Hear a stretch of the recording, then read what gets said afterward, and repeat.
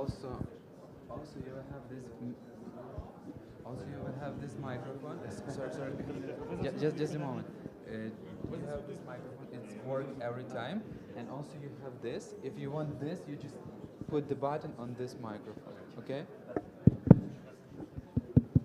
Раз.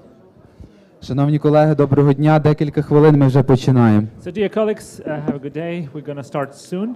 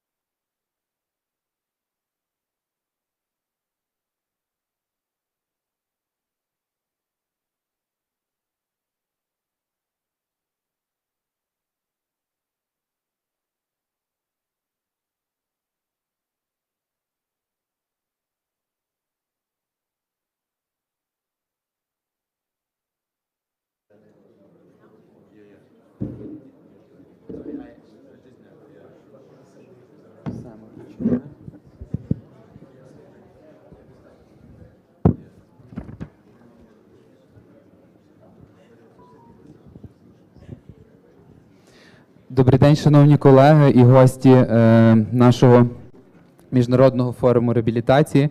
Сьогодні фактично останній день форуму, один з найважливіших, оскільки крім відкриття нового корпусу реабілітаційного центру, ми розпочинаємо клінічну частину програми нашого лекторію для лікарів.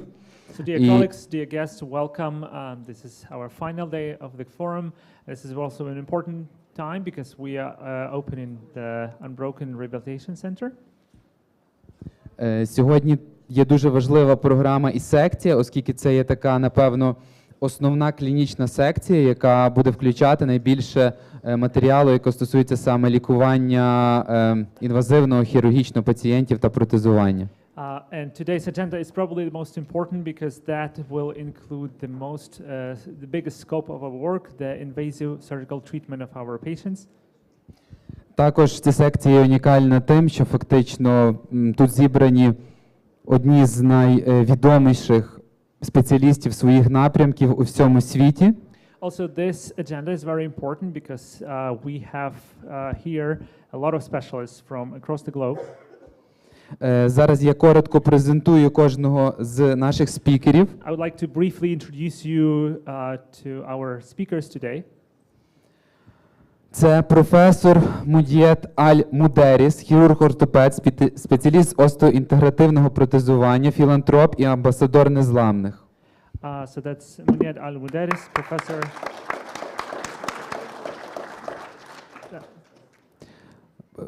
Професор відомий і має світову славу тим, що один з перших розпочав остеоінтегруюче протезування і має власний метод цієї операції. He's famous for being the pioneer in osteointegration and he has a vast experience in this. Також професор Кевін Тетсворт, хірург, ортопед та реконструктивний хірург, що спеціалізується на остеоінтеграції. Kevin Tatsworth, the osteointegration surgeon.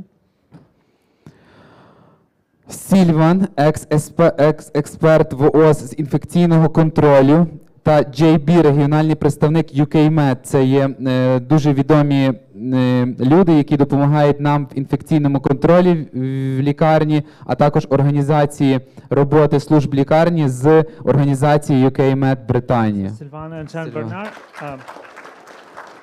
UK-MED experts, they are very important to us in terms of the infection control. Пітер Герш, відомий спеціаліст у протезуванні дітей з Нью-Йорка, Сполучені Штати. Peter Hirsch, the prosthetist of children from the New York, United States. Та доктор Жак Генрі Хаксворт, реконструктивний хірург та ортопед з університету Нью-Йорк, спеціалізується на остеоінтеграції та відновленні нервів. Jacques Henry Hackeborg from New York specialized in renewing the nerves.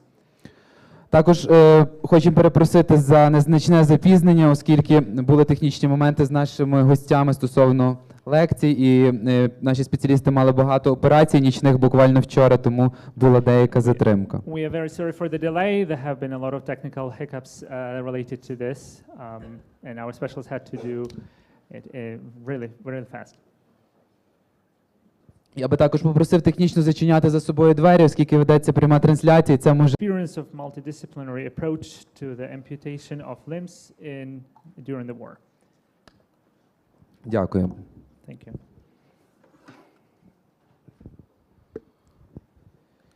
Коротка статистика, щоб зрозуміти, з чим ми зіткнулися в нашому об'єднанні і в нашій лікарні від початку повномасштабного вторгнення. A brief statistics of what we have faced since the beginning of the full-scale war in our rehabilitation center.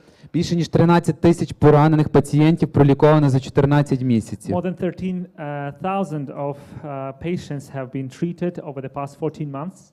Більше 140 протезів встановлено нашим пацієнтам, з яких 10 біонічних. More than 140 prosthetics have been applied. 10 of them are bionic. 250 плюс реконструктивних хірургічних втручань. More than 250 reconstructive surgical interventions have been done. Наголошено те, що реконструктивної хірургії як такої спеціальності в нашій клініці не було. I would like to emphasize the fact that we did not have reconstructive surgery as a specialty in our hospital. 237 ампутацій та реампутацій пораненим українцям. We have done 237 amputation and re-amputation of the wounded Ukrainians. Коротко зупинюся на евакуації. I would like to briefly talk to you about the evacuation.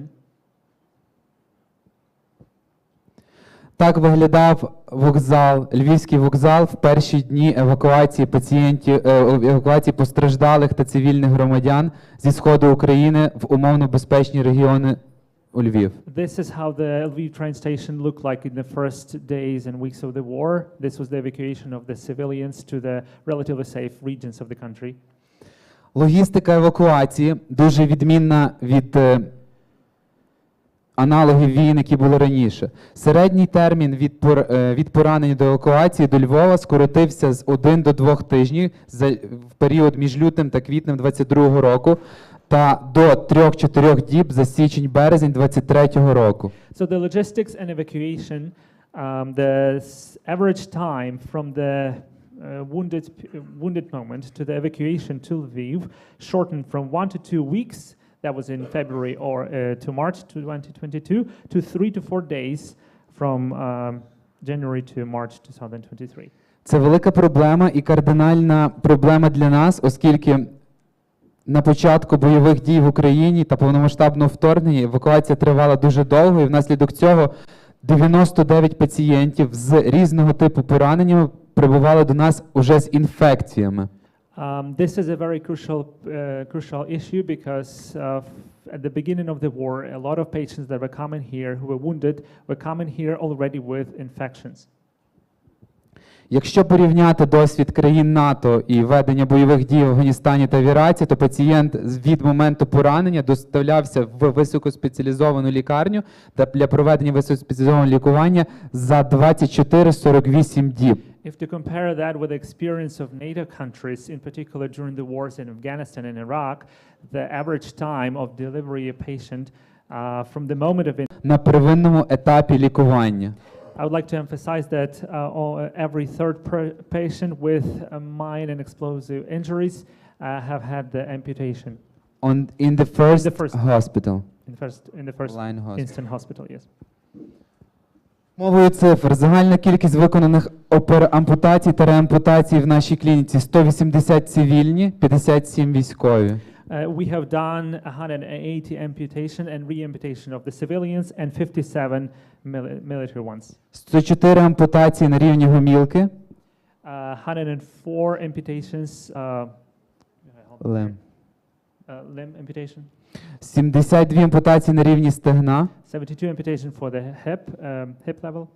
27 на рівні передпліччя. 27 on the shoulder level. І 34 на рівні плеча. And 34 on the shoulder level. Ця статистика оновлюється кожен день і кожну годину в нашій клініці. This statistic is being updated every day and every hour in our clinic.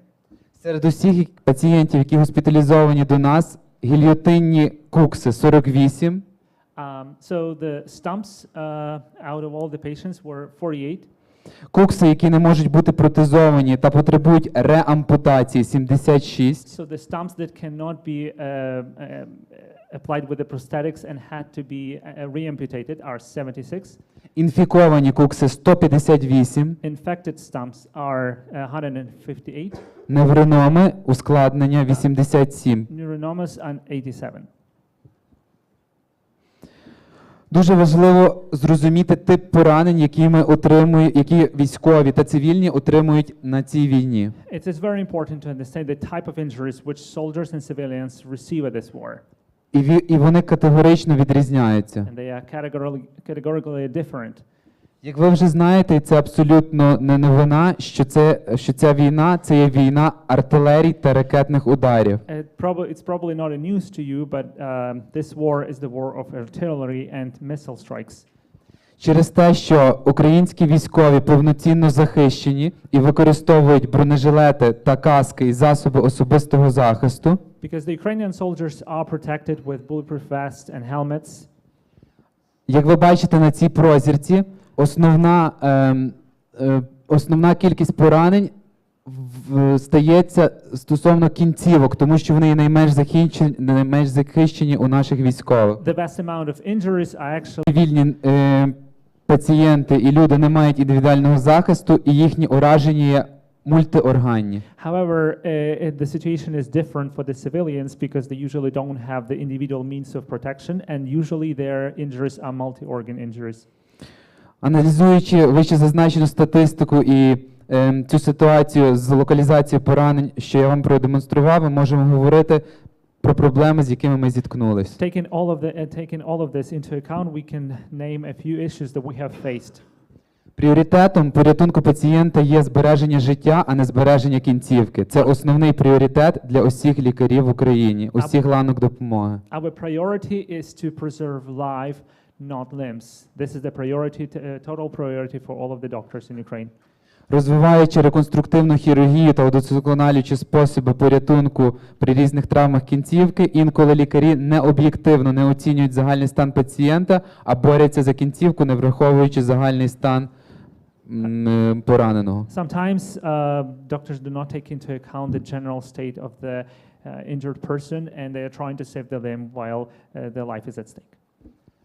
Попробуємо акцентувати увагу на типовий випадок помилок, хірургічних та тактичних помилок, яких ми зустрічаємо у пацієнтів, які евакуйовані на третю лінію евакуації до нас та в інші лікувальні заклади третьої лінії евакуації. So I'd like to draw your attention to some of the mistakes that are done usually on the third line of treatment.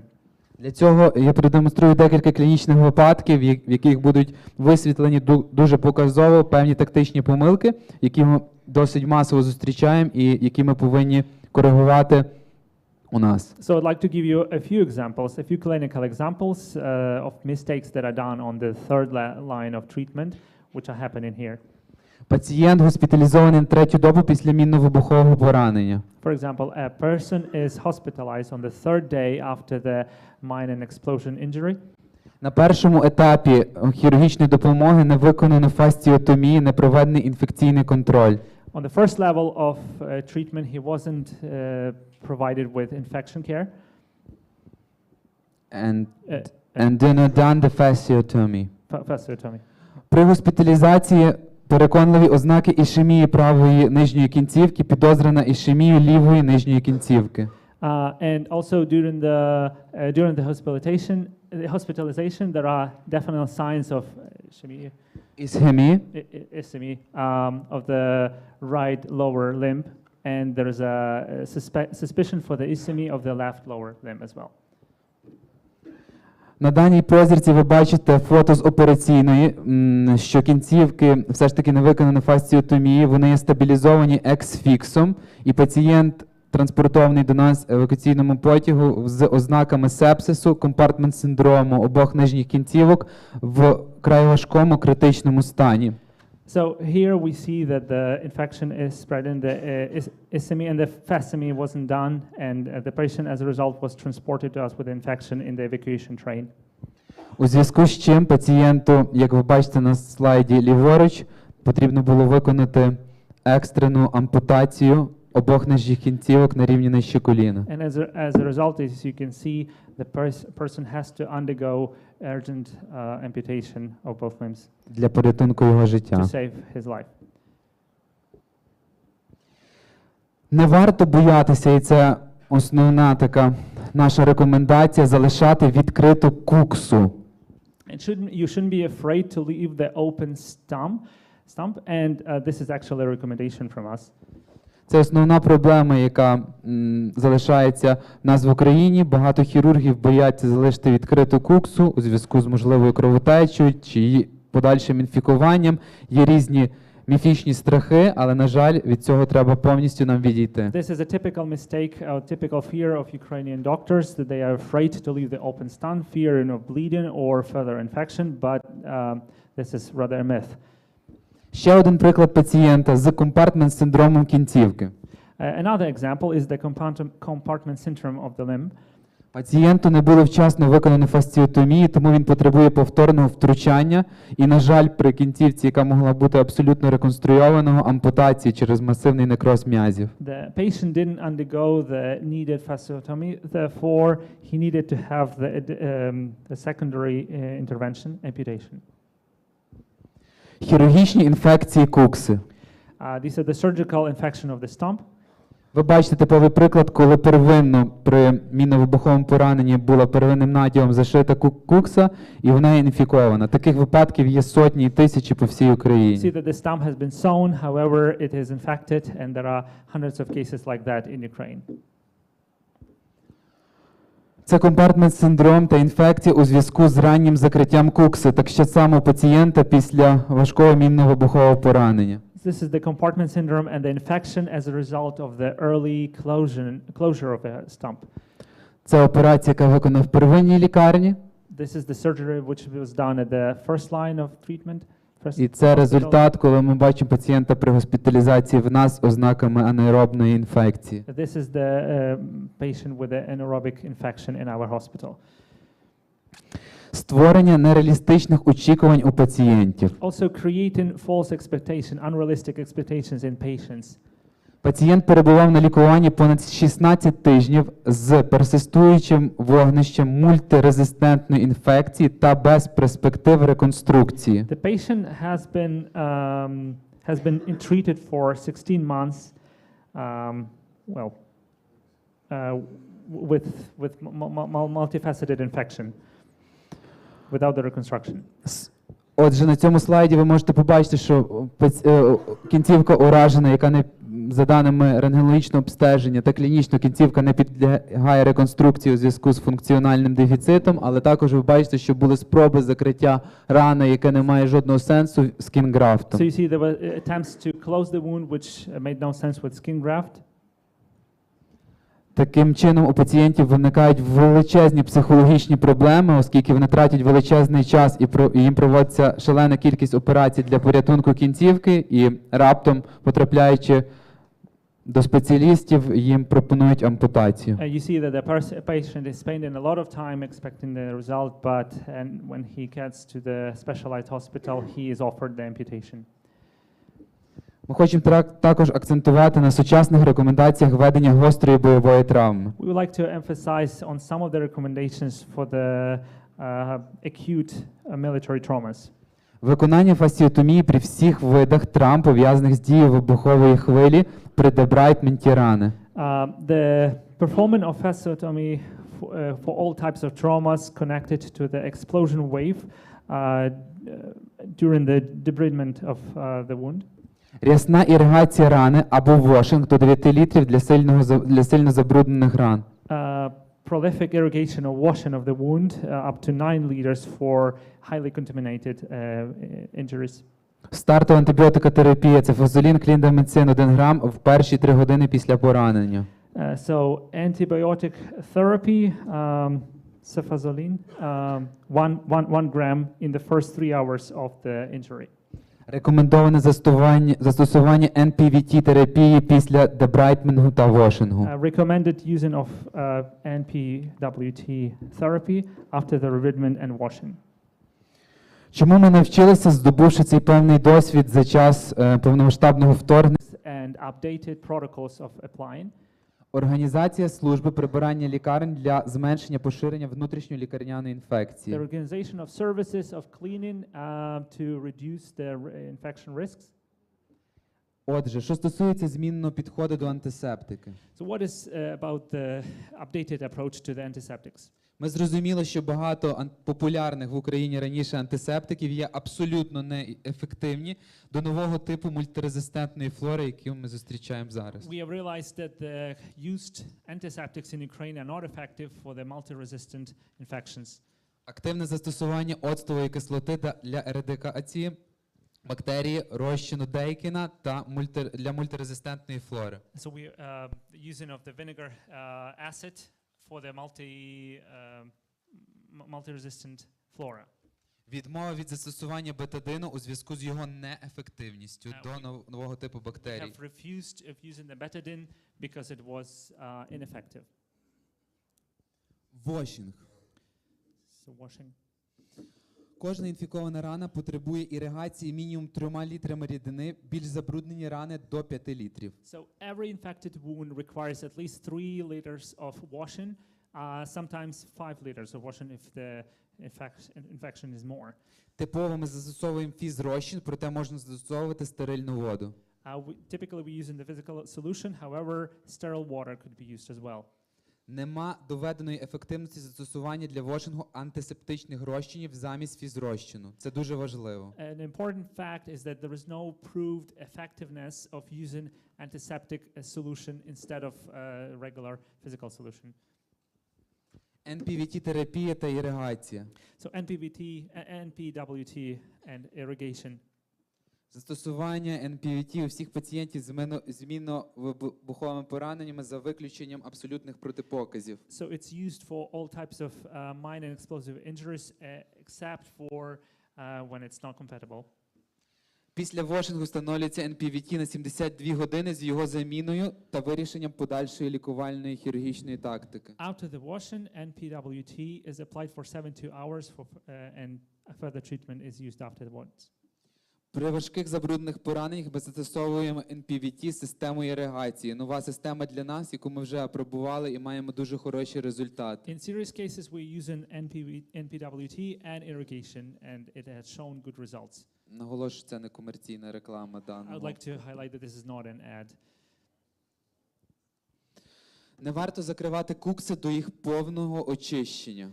We shouldn't close the stumps before it's full cleansing. Наступне, про що я хочу поговорити, це мультидисциплінарний підхід до лікування поранень кінцівок. The next thing I would like to talk to you about is the multidisciplinary approach to treatment of the limbs. Одною з перших в Україні в нас створена була команда, мультидисциплінарна команда для пацієнтів з важкими пораненнями. So we have created this first multidisciplinary team in Ukraine for treating the serious injuries. Тому кожний випадок пацієнта therapist and also psychiatrist, solving the issue of possibility therapist and also psychiatrist, solving the issue of possibility of using reconstructive intervention. реконструктивна хірургія. Reconstructive surgery.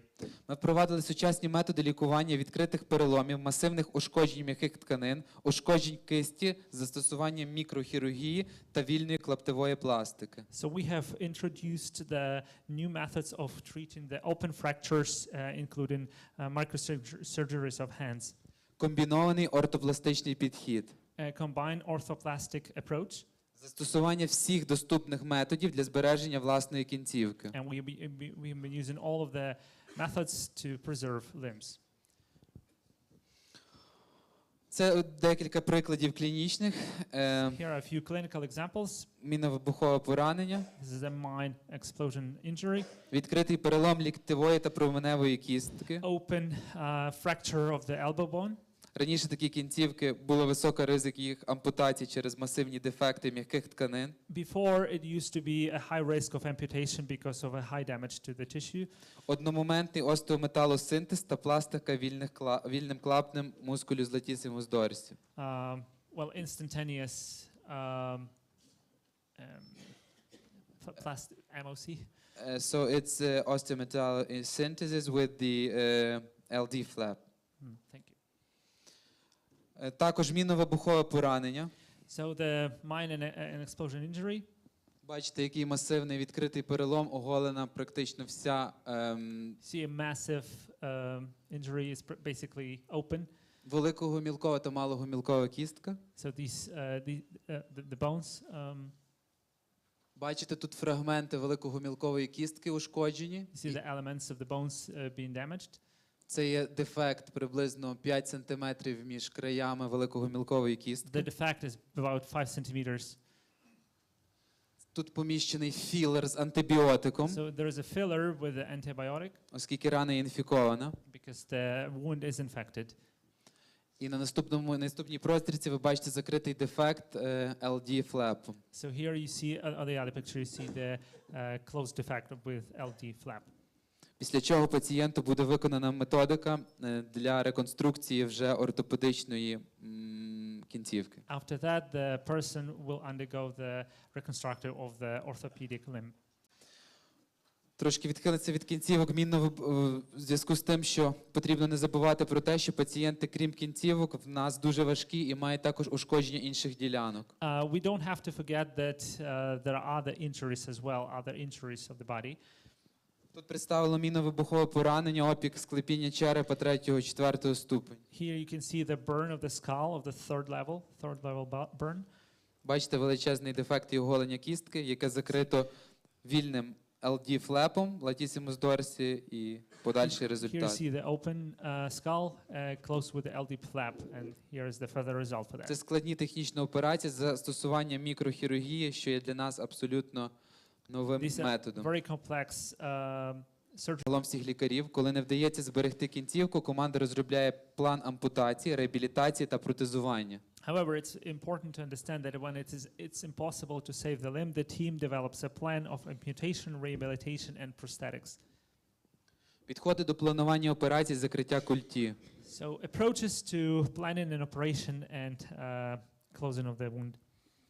У більшості випадків ми застосовуємо операції по типу fish-mouse для оптимального збереження тканин і забезпечення достатнього об'єму м'яких тканин. In most of the cases, we're using the method called fish mount to optimal preservation of tissues and to provide the necessary volume of soft tissues. Принципово не виконувати ампутації на рівнях, які не передбачають можливість протезування. It is principally that we don't do the amputation on the levels which don't require the possibility for prosthetics. Pain management та післяопераційний контроль. So pain management and after surgery care. Завжди хірургічно контролюємо нерви з метою профілактики неврином та фантомного болю. We are controlling the nerves with the aim to prevent the phantom pain. Рутинно всім пацієнтам за винятком абсолютних протипоказів встановлюється епідуральний катетер перед операцією та забезпечується 5-денна аналгезія. On the regular basis, all of the patients, except for when it's absolutely incompatible, the catheter is applied before the operation and is provided with 5-day analgesia. При відсутності у пацієнтів ризиків інфекційних ускладнень та ексудації першу пов'язку змінюємо на 5-ту добу. If the patient doesn't have any risks of infections, we change the first bondage on the 5th day. Розуміння доцільності та ризиків дренування кукси. We have to understand the applicability and risks of the stump. Практично ми відмовились від дренування кукси, хіба що за якихось абсолютних показів. We have refused from draining the cocks except for really difficult cases. Таргетна м'язова реінервація. So targeted muscular reinnervation. Декілька перших операцій ми виконали вже в нас в клініці. A few of the surgeries we have done in our clinics already. Це техніка, при якій пересічені кінці сенсорних нервів кооптуються до сусідніх нервів або залишкових м'язів. So this is the technique when the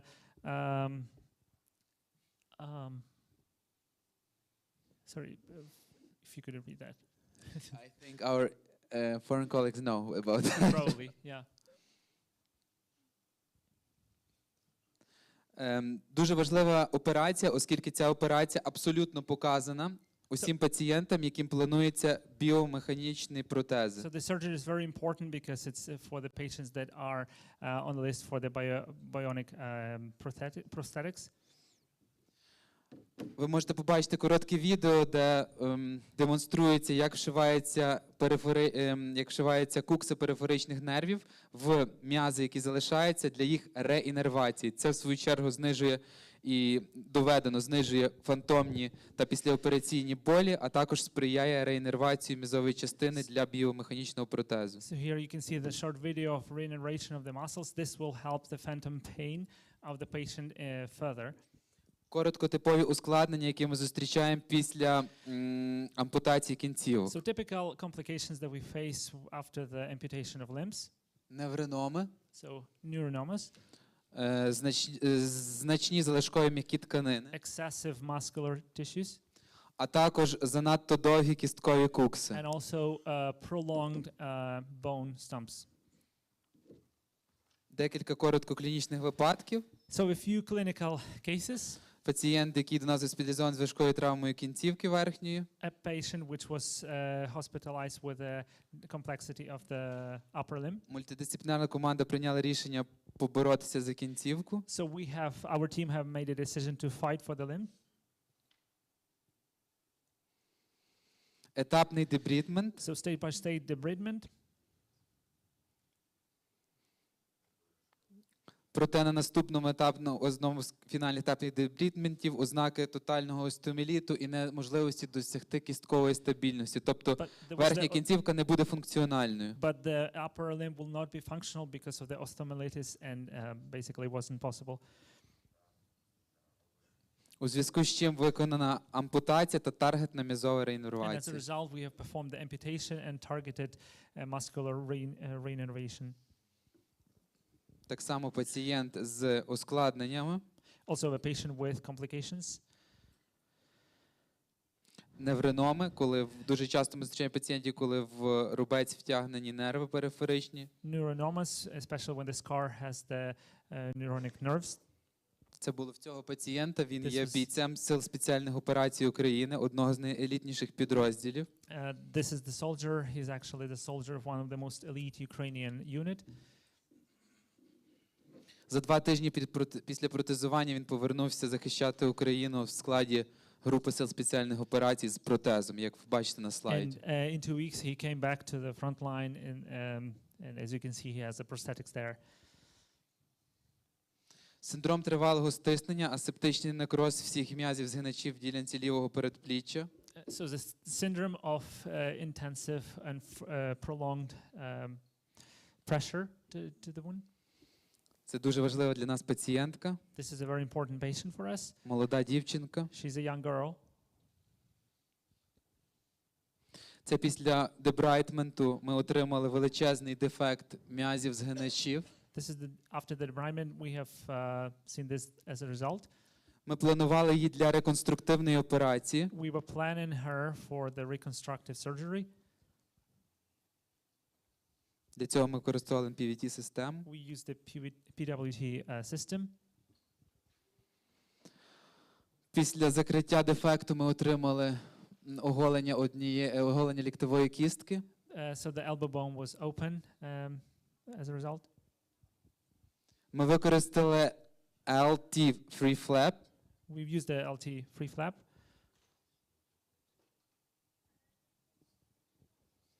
Після операції ми отримали ускладнення у вигляді тромбозу і некрозу LT флепу. After that, we had the complications as a thrombosis and necrosis of the flap. Та ознаки інфекції групи розгиначів. And the system of, symptoms of infection over there. Extensor group of muscle. І, власне, тому пацієнтка була трактована до ампутації, на жаль. Therefore, unfortunately, the person was scheduled for amputation. Це перша пацієнтка, яка спротезована в Україні біомеханічним протезом на даний момент. This is the first patient in Ukraine that has the biomechanical prosthetics at the moment. Тобто важливо пам'ятати, що в першу чергу ми зберігаємо життя, і, на жаль, і на щастя, технологія розвивається таким чином, що люди повноцінно можуть жити навіть з сучасними протезами. And unfortunately, this is the reality of life that we have to preserve life so far, but with modern technologies, people can have a full life with the prosthetics. Вже завтра ми з командою плануємо першу в Україні ротаційну пластику відкритого перелому LD плюс serratus and ribs flap, так званий хімерний клапоть. Already tomorrow, we and a team are planning the first in Ukraine rotational plastics of the open fracture. This is LD plus serratus plus ribs. Цю частину дефекту плечової кістки буде замінено 2 ребрами, This defect will be replaced with 2 ribs. які будуть кровопостачатись на одній ніжці разом з serratus anterior та latissimus dorsi м'язом. This will be together with the muscles. LD muscle. І також latissimus dorsi м'яз буде залишатись інервований і виконувати функцію втраченого трицепсу м'язу. This dorsal muscle will perform the function of the triceps muscle. Я вам хочу нагадати про пацієнта, з якого ми почали. Пам'ятаєте, пацієнт, якому довелося ампутувати 2 нижні кінцівки? I would like to come back to the patient who I started with, who had his 2 limbs amputated.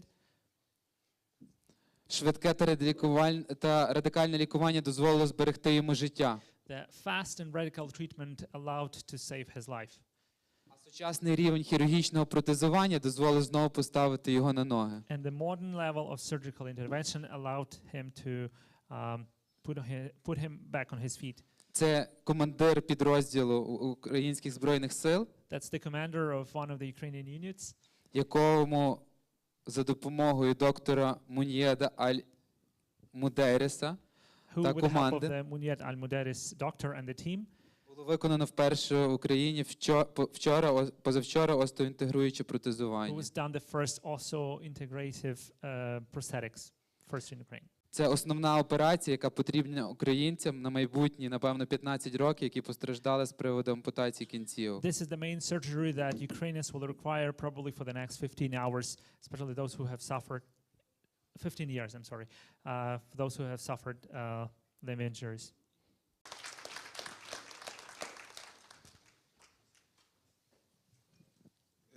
Вітаю. Hello. Мене звати Назар Багнюк. So my name is Nazar Bagnyuk, І я керівник напрямку протезування. and I'm the head of the prosthetics department. Мені важко вже буде щось дуже аж додати після Гната Ігоровича. Він половину моєї теми розкрив. It would be difficult to add something after Hnat because he has, said so many things before me. І відповідно я хіба що це підсумую так вже з позиції протезиста, як воно має працювати. I would just sum it up from the point of view of prosthetist, how it should look like. Тут зелений. Відповідно, співпраця протезиста і хірурга має, скажімо так, два напрямки. Тоді, коли потрібні знання хірургу певні від протезиста в тому розумінні, що який буде функціональний рівень ампутації, які саме нюанси можуть спостерігатися власне з позиції протезування. So the cooperation between the surgeon and a prosthetist is twofold. First, sometimes the surgeon needs the information from the prosthetist about the prosthetics, how it will look like, how it will perform its functions.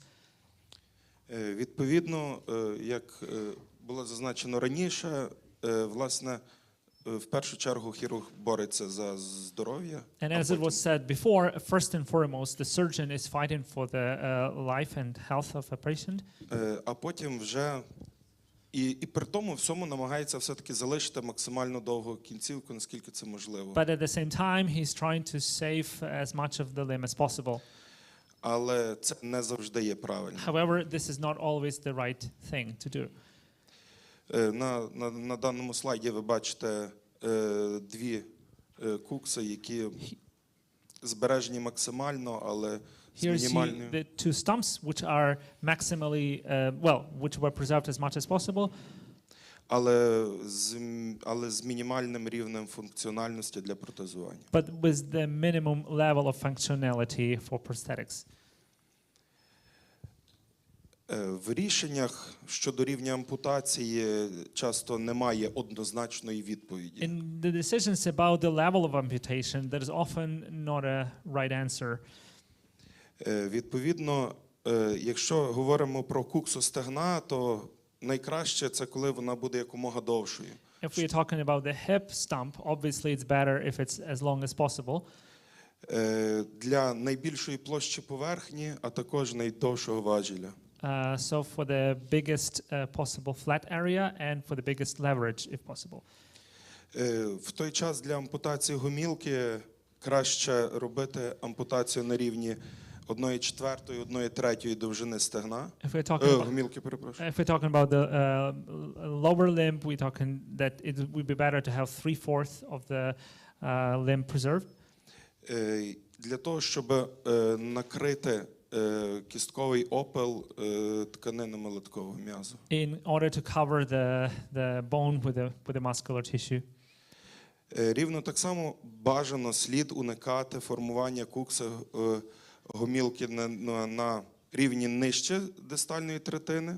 It's also better to avoid the stump being formed lower than possible. А також задньої частини стопи. Also, it relates to the back part of the heel.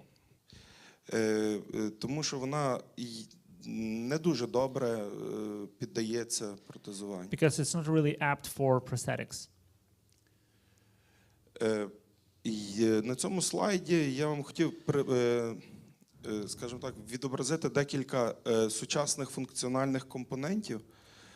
На сьогоднішній день пацієнту з ампутацією нижче коліна доступний великий перелік протезних стоп. So I'd like to show you a few of the modern ways, of the modern things that could be applied, especially for those who need the prosthetics for the lower part of the limb. Форма цих стоп ґрунтується на природній формі стопи.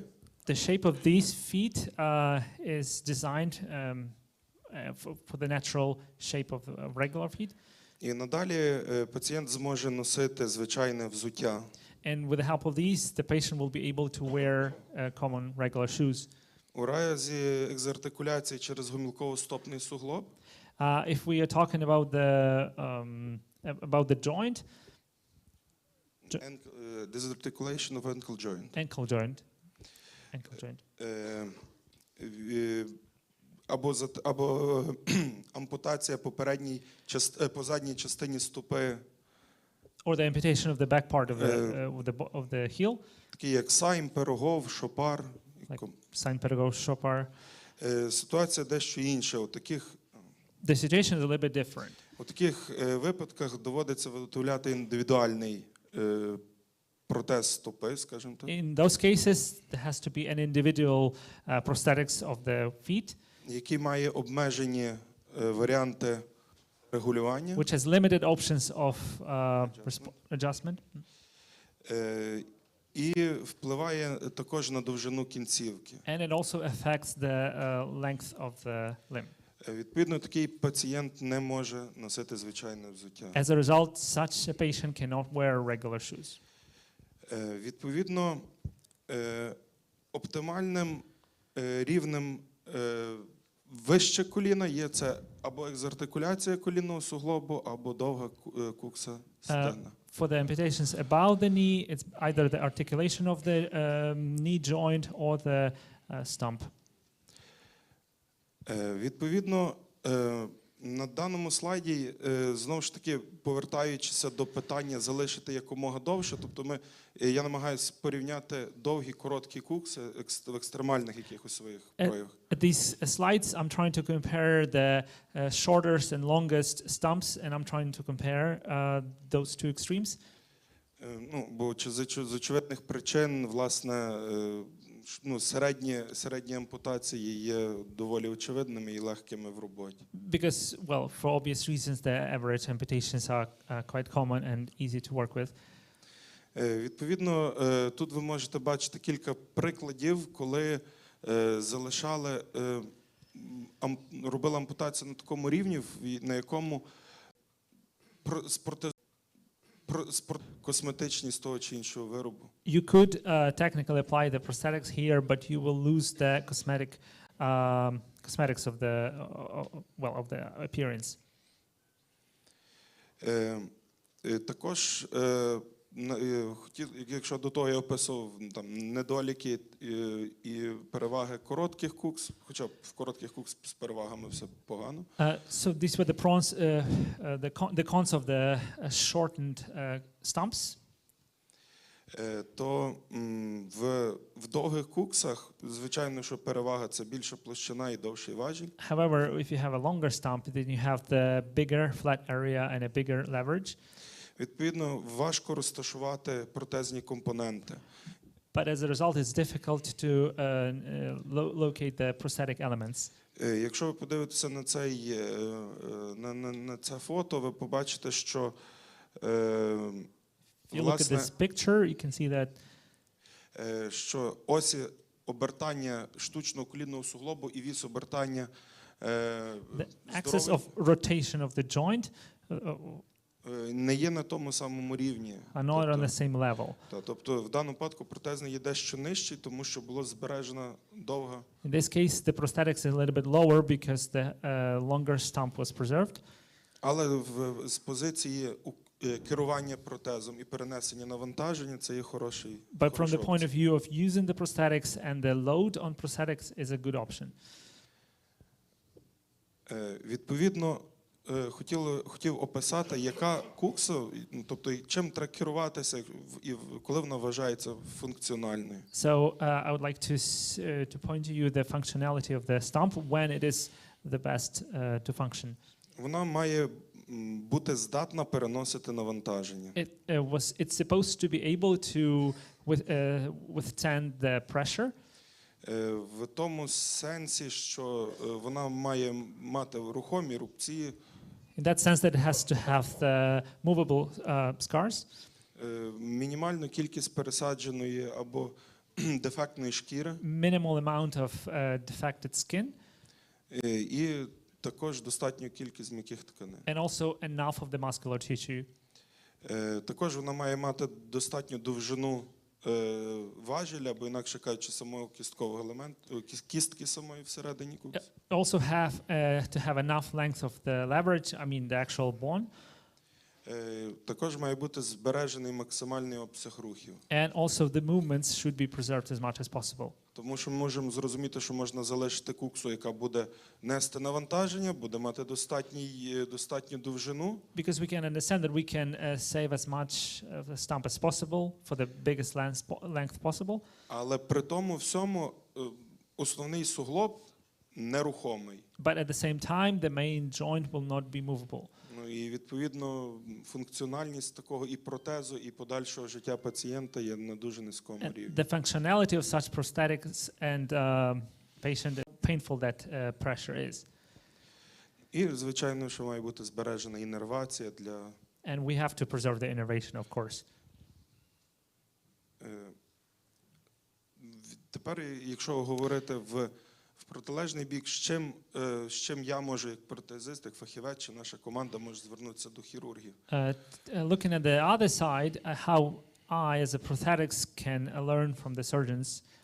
В першу чергу це є, не знаю, чи в першу, загалом, це є довгі виступаючі, довгі кісткові виступи. The first thing is the long bones that are left, які не прикриті м'якими тканинами, а лише шкірою. which are not covered by soft tissues, only just the skin.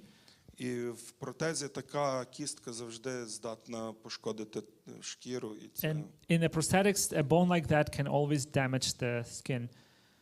Також проблемою є великі нерухомі рубці. Also, another issue is the big immovable scars. Відповідно, також проблемою є часто остеофіти. Osteophytes are often the problem. І, очевидно, що неврономи. And neuronomas, of course. Також проблемою є, тобто сама пересаджена шкіра не є проблемою, але якщо вона не здатна нести навантаження, то... The transplanted skin is not an issue of itself. However, if it's not able to bear the load, then it's an issue. Дякую за увагу. Thank you for the attention.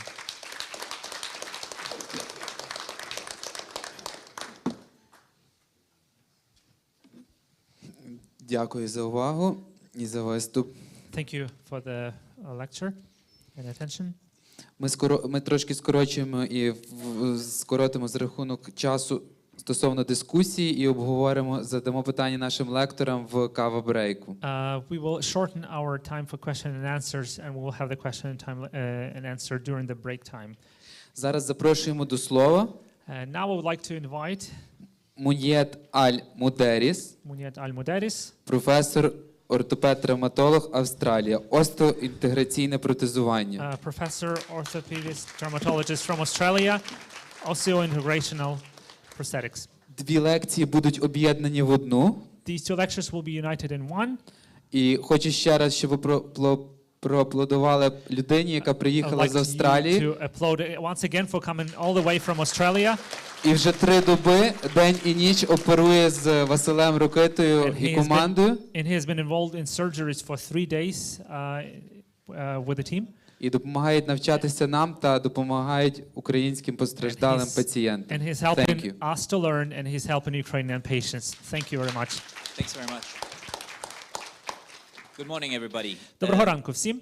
My name is Munjid. I'm an orthopedic surgeon. I work in Sydney, Australia, and I'm very honored to be presenting in front of you all. Тож мене звати Муджет.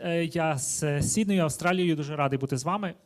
I come originally from Iraq, and I migrated as a refugee to Australia. So I lived through war, and I grew up through war. Я сам з Іраку. Я переїхав в Австралію як біженець, тому я пережив війну. Я знаю, що таке війна. I had the orthopedic department at Macquarie University in Sydney, and I had the limb reconstruction unit at Sydney. And У нас в університеті в Сідні є остеоінтеграційний відділ, і ми, власне, маємо це відділення. Limb reconstruction is very close to my heart. As I grew in my career, I learned a lot from my colleague. He has the credit for. I work with very good clinicians like Timo Kerrigan and Mustafa Al-Tahir, and they are brilliant surgeons, and I learned a lot from them. Я також працював з відомими такими хірургами, як Тімо Керриган і Мустафа, і тому теж вони є дуже важливими в цій галузі. So what I'm trying to say is that what we are is the combination of the influence of others, the work we do, the multidisciplinary team that we work with. I work with very good prosthetists, and I would like to work with Nazar in the future and the team with plastic surgery here and the limb reconstruction. Власне, що я хочу сказати, що це така спільна робота. Я радий, що є велика команда, з якою ми можемо працювати. Я сподіваюся, що з Назарем ми теж зможемо попрацювати одного разу.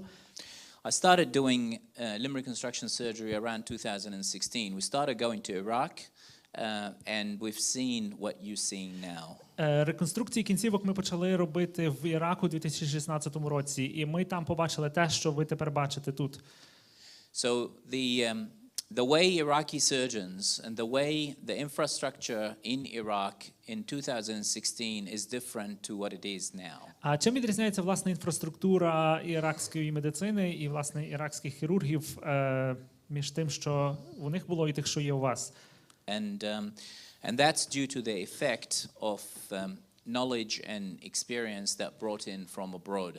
And we will try to do the same with you guys here. І це, власне, на це має вплив той досвід, який вони запозичили, який був перенесений до них за кордону. І, власне, це те, що ми намагаємося зробити зараз в Україні, принести цей досвід.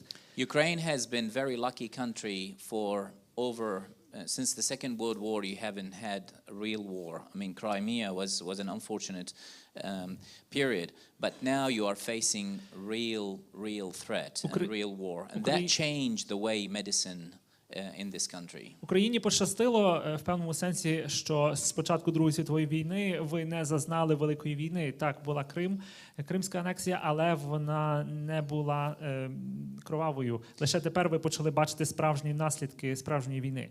The learning experience can be very difficult and it can be very steep, and the collateral damage that happen is the early patients that we treat. І, власне, такий досвід, він здобувається з часом. Досвідом ми дізнаємося, що таким чином ми можемо навпаки завдати шкоди. It's unintentional harm, but it can be harmful if we not plan what we want to do properly. Це незумисна шкода, але це також шкода, якщо ми неправильно плануємо те, що потрібно. So my advice to all of you guys is that take whatever you can from people who have experience, from your next door neighbor, from the surgeon that work with you, and try to learn from everybody, because you don't have much time. You have a flux of significant number of traumas that are coming in your door step, and things that you haven't met with, things that you haven't managed before. Тому моя найбільша порада вам – це, власне, вчіться на досвіді від того, хто працює з вами пліч-опліч і де тільки можете. Тому що у вас не є так багато часу, і у вас постійний наплив цих пацієнтів, які потребують допомоги. One of the goals that we have is that to help as many Ukrainian people as possible, help the local medical fraternity here, and try to establish an infrastructure that can be sustainable and can manage itself for the future time, because this war is not going to end anytime soon. Отож, ми намагаємося допомогти якомога більшій кількості українців, ми намагаємося допомогти медичному персоналу, який проводить колосальну роботу, а також розвивати інфраструктуру, яка би могла би це все підтримувати на майбутнє, тому що, як ми знаємо, цей конфлікт, напевно, не закінчиться найближчим часом. And finally, we try to minimize the collateral damage, and we'll try to maximize the experience, maximize the effectiveness of the work. І ми намагаємося зменшити якомога більше цей загальну шкоду, яка може завдаватися, і якомога більше збільшити досвід, який може пригодитися для допомоги. And the vast majority of my work is limb reconstruction surgery, but I have special thing close to my heart is the innovative technology that I helped innovating and developing, which is called osseointegration. And Ukraine needed at this time. Реконструкція кінцівок – це те, що це, власне, моя сфера, це моя стихія, але я також був причетний до багатьох інноваційних рішень, і, власне, остеоінтеграційне протезування – це одна з них. Because I would love to see these 72 hip disarticulators, because I bet you less than 5% of them would be able to ambulate without a wheelchair. Я би хотів бачити, щоб ці остеоінтеграційні процеси впроваджувалися, тому що, на жаль, навіть при успішній речі більшість цих людей все одно будуть бути в інвалідних візках. Okay, so I'll start the talk. I do have financial disclosures. Отож, є певні фінансові передумови. Because I do consult for many companies to develop implants and develop innovative technologies. I do own the company that manufacture the osseointegration and do a lot of limb reconstruction work in Australia and around the world. Тому що я співпрацюю з різними компаніями, які виробляють, власне, імплантанти. І я також є в одній компанії, яка теж займається виготовленням імплантантів. Prosthetics started a long time ago, and this is the first prosthetic that can be seen here in an Egyptian mummy, which was way before Christ. До речі, протези почали використовуватися в історії дуже-дуже давно. Зокрема, ви бачите тут протези на єгипетській мумії, і це було ще задовго до Христа. So people have tried to rehabilitate amputations for a long time. Тобто люди намагалися проводити реабілітацію ампутацій ще дуже давно. The 15th century was a critical point because of a war. Ambroise Paré, a French naval surgeon, invented the socket prosthesis. Власне, в 15 столітті це був ключовий період для розвитку ампутації, розвитку протезів, зокрема, знову ж таки через війну. Yep. And since then we're using the same socket prosthesis for 600 years. З того часу ми використовуємо фактично ті самі протези вже от 600 років. The first implantable device that is transcutaneously applied was a clamp to help reducing a patella fracture, and this is just a hook that sits through the skin and clamp the patella. І, власне, такий перший протез – це така защіпка, так би мовити, яка досі використовується при переломах. That was in 1840. Це було в 1804 році.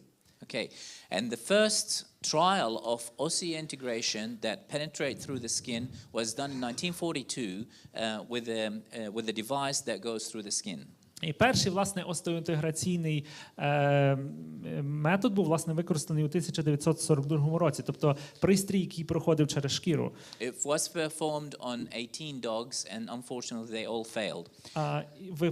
Випробовували це на 18 собаках і, на жаль, це все було невдало. During lockdown I did few dogs here and they still going well. Під час ковіду ми застосовували це на кількох собаках, і вони все ще це добре виходить. So then trial have happened on human beings and people have trial to restore or mobility by doing osseointegration surgery in sheep and through human models. Пізніше такі тести продовжувалися, і оці остеоінтеграційні процеси, вони продовжилися, зокрема, і на людях, але також і на вівцях. And this was the first humerus was done in 1967 and unfortunately failed due to infection. У 67-му році була така от перша спроба остеоінтеграційного протезування, але, на жаль, вона зазнала невдачі через інфекцію. Many trials have happened using glass, using steel, using cement, and using PEEK metal and polyethylene, and they all failed. Різні матеріали використовувалися, навіть скло, метал і так далі, але так чи інакше вони всі зазнавали невдачі. Then by accident,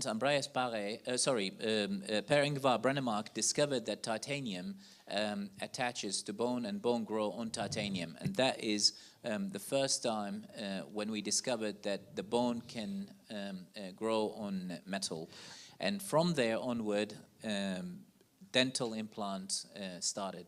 І, власне, Per-Ingvar Brennemark, він був першим, який майже випадково зрозумів, що титан, як метал, може використовуватися в цьому остеоінтеграційному протезуванні, і кістка може рости на титані. So, in 1990, there was a bilateral above-knee amputee that could not walk, was wheelchair-bound, contacted Brennemark, and his son is an orthopedic surgeon, and she said to him on the phone that I want you to put 2-tooth implant in my legs.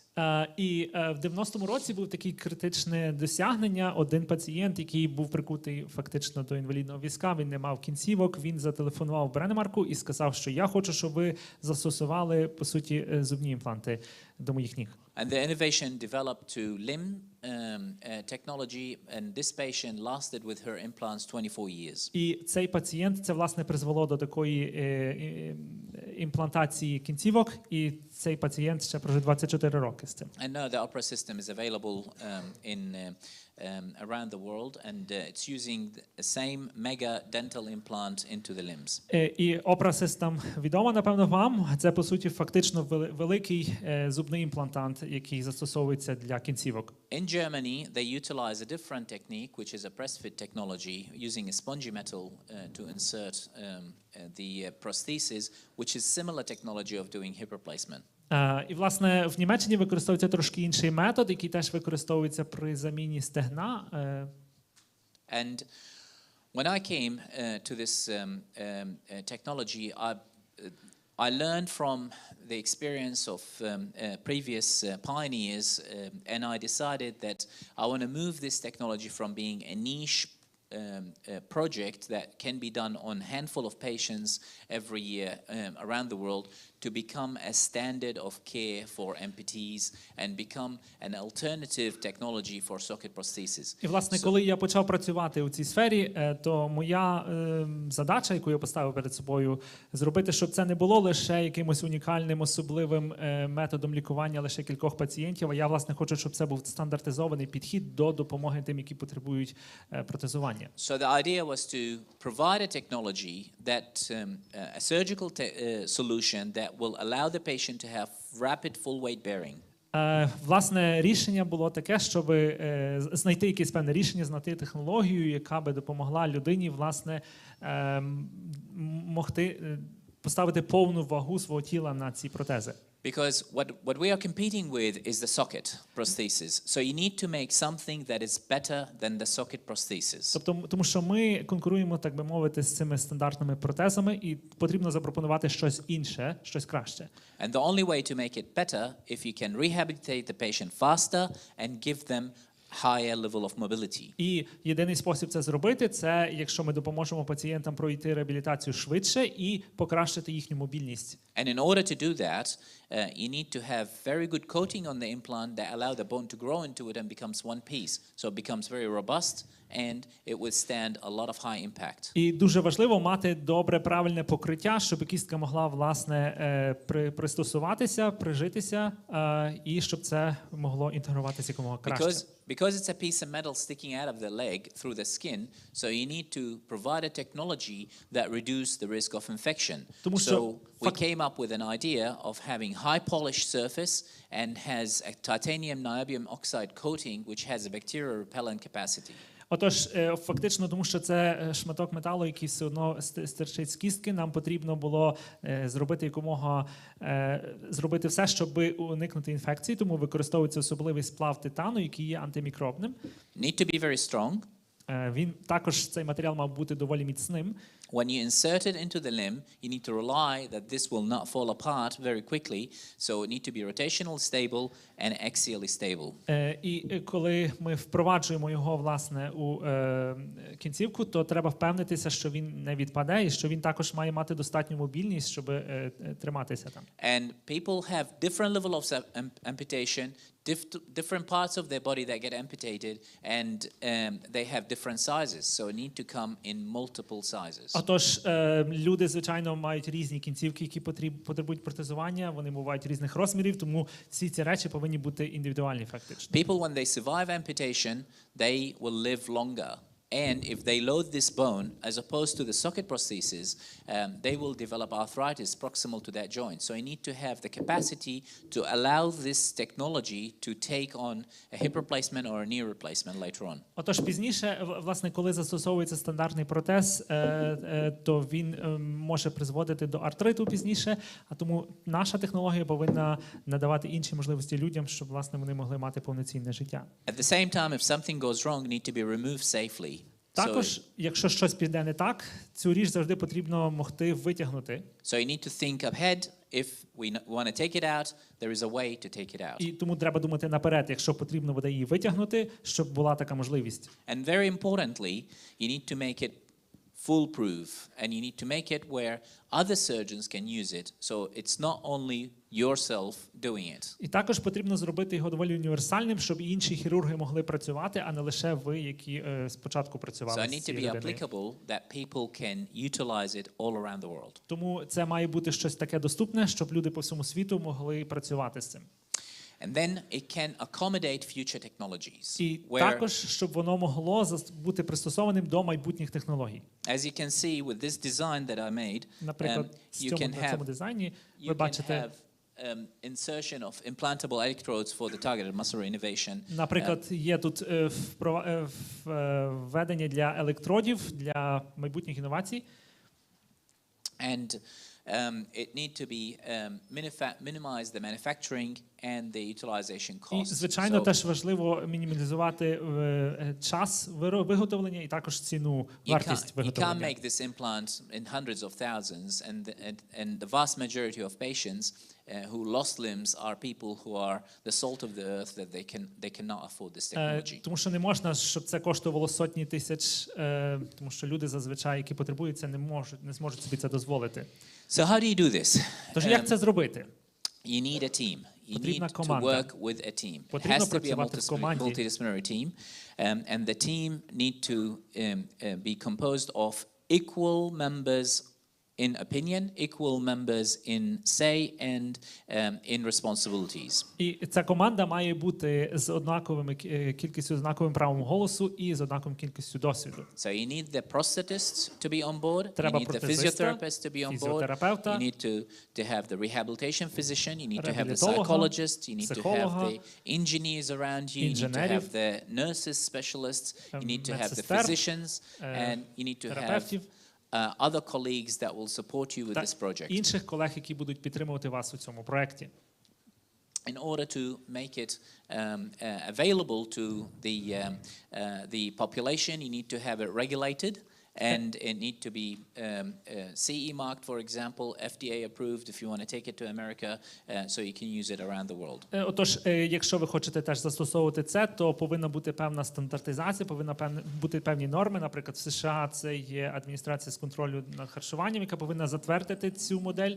And when you hook it up through the skin, it need to be attached to a standard prosthetic limb.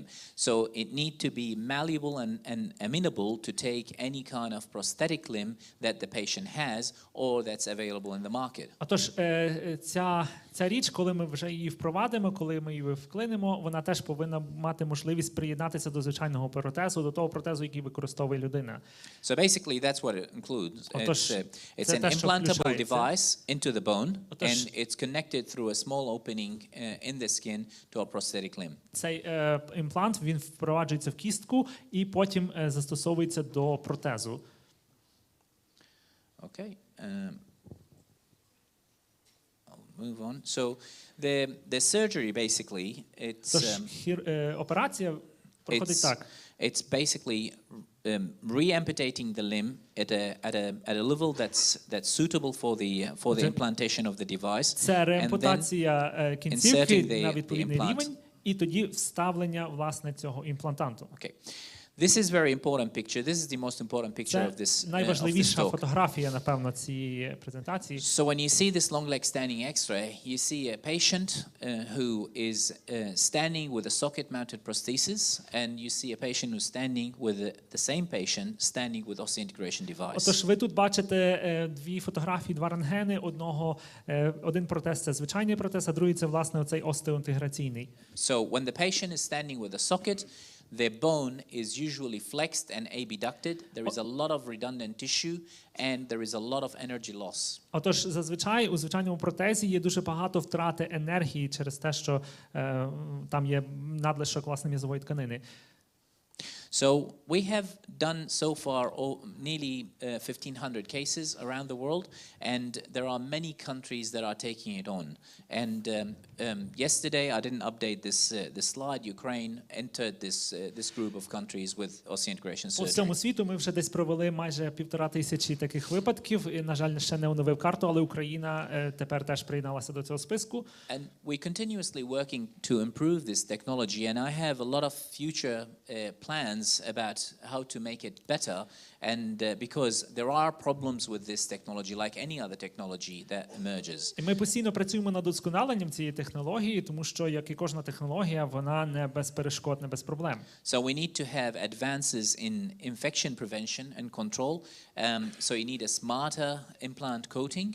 Тому потрібна також якась досконалена технологія щодо боротьби з інфекціями, наприклад, краще покриття. And we're working on several type of coating, like if you emit ultrasound, if you expose the implant to ultrasound wave, it emits hydrogen peroxide to eradicate infection around it. So there are a lot of theories around it that we're working on, or certain type of oxides that can be antiseptic. Ми розробляємо кілька матеріалів, зокрема один матеріал, який при дії ультрачервоного випромінювання виділяв би перекис водню, який би знешкоджував бактерії, або, наприклад, коли ми використовуємо певні види оксиду металів, які теж би сприяли відсутності Changing the інфекції. topography of the implant in order to make it mechanically inaccessible for the bacteria to grow on it. Тобто також змінити форму, щоб механічно бактерії там не могли розвиватися. Making material that becomes biofilm eradication surface. Або такий метал, який би сам автоматично знищував біожиття.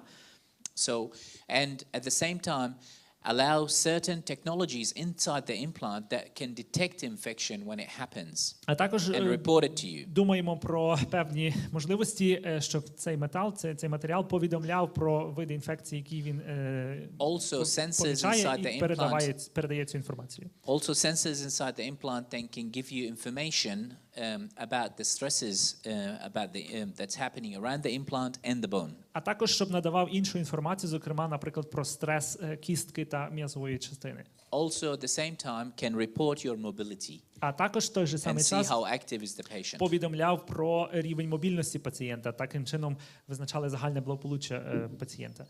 So, I'll move on from these, this is what it looks like basically in a nutshell. Так він виглядає у двох словах. And the aim is to provide a stable implant construct that sits outside the skin with a stable stoma that is not infected. Суть фактично в тому, що був стабільний імплантант, який би міг виступати з кукси і, власне, був готовий для використання подальшого. So what's important is that the patient should have access to a reliable implant. People should have a good understanding of the surgical techniques and not rush into it. And they possess the skills to perform this kind of surgery and manage the patient post-operatively, because these patients will be your patients for the rest of your life. Отож, важливо, щоб у людей був доступ, власне, до такої медицини, до такої технології, і також, щоб у вас був досвід праці з такою людиною, тому що цей пацієнт фактично буде вашим пацієнтом до кінця життя. So the ideal patient to start with is a young, healthy male adult that is very motivated and very active in order to give you a reliable outcome, sort of. Отож, найкраще починати з здоровим чоловіком, який теж активний. Це надасть вам найкращий результат і досвід у цьому. Unfortunately, it's always the case where your first patients that come through your door are the patients that are the most complex, like this patient, for example. Але, на жаль, дуже часто буває, що вашим першим пацієнтом, власне, є пацієнт, який має дуже багато проблем, як ось тут ви бачите. I'll put these kind of patients on hold for a while until you gain more experience. Я би таких пацієнтів поки що, так би мовити, натиснув на паузу до того, як ви наберетеся досвіду. And as you can see, people who can't wear a socket are the ones who have short residuum, like this patient. При звичайних люди, які не можуть мати звичайні протези, так? People who have bilateral, basically amputation above the knee. Чи це люди, які теж мають ампутацію вище коліна? People who are very short as well as have arthritis. Люди також, які мають артрит або схильність до нього. And people who have significant arthritis in the knee and short residuum as well. Або також, власне, люди, які мають артрит у коліні теж. And you can see all these cases that I'm showing you are all complex cases that have done in the past, basically. And we become familiar with doing them, but I wouldn't recommend to start with doing them when you are still getting the learning curve. Власне, цими прикладами ділюся з власного досвіду, і хоча ми здобули певну практику, працюючи з такими пацієнтами, я би не рекомендував їх як, власне, початкові пацієнти. Okay. Patients that come with very complex deformities post-trauma, they need to be corrected first, and if they are very short, I would recommend lengthening them first. Якщо є певні деформації, то звичайно, що потрібно пройти певну процедуру, певну терапію для виправлення цих деформацій. And it can be done. You can see this patient, we lengthen them, then they got an osseointegration implant. Це можливо, проходиться період, власне, правильного формування, і тоді вже застосовується When you get enough experience and enough knowledge and you have gone through the hoops of the complications, you got a stable stage, you can go on more innovative technique.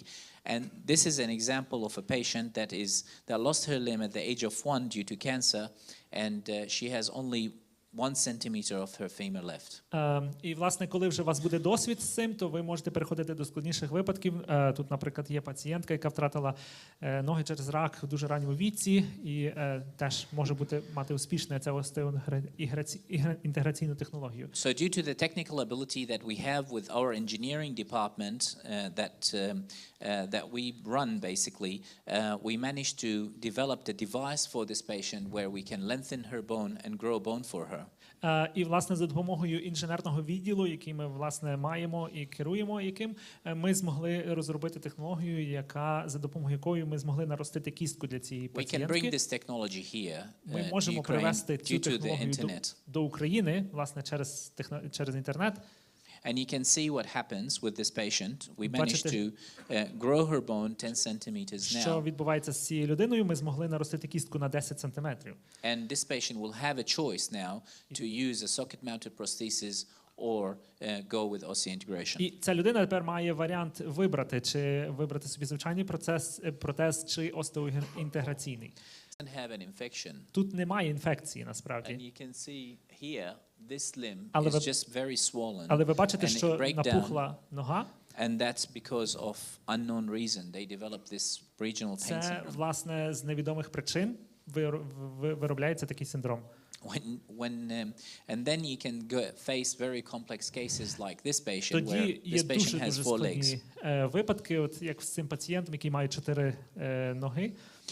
Hip disarticulators is another level where they can't wear a socket prosthesis. So we did this one, and as you can see, there are a lot of shrapnels that this patient had, where he had a hip disarticulation.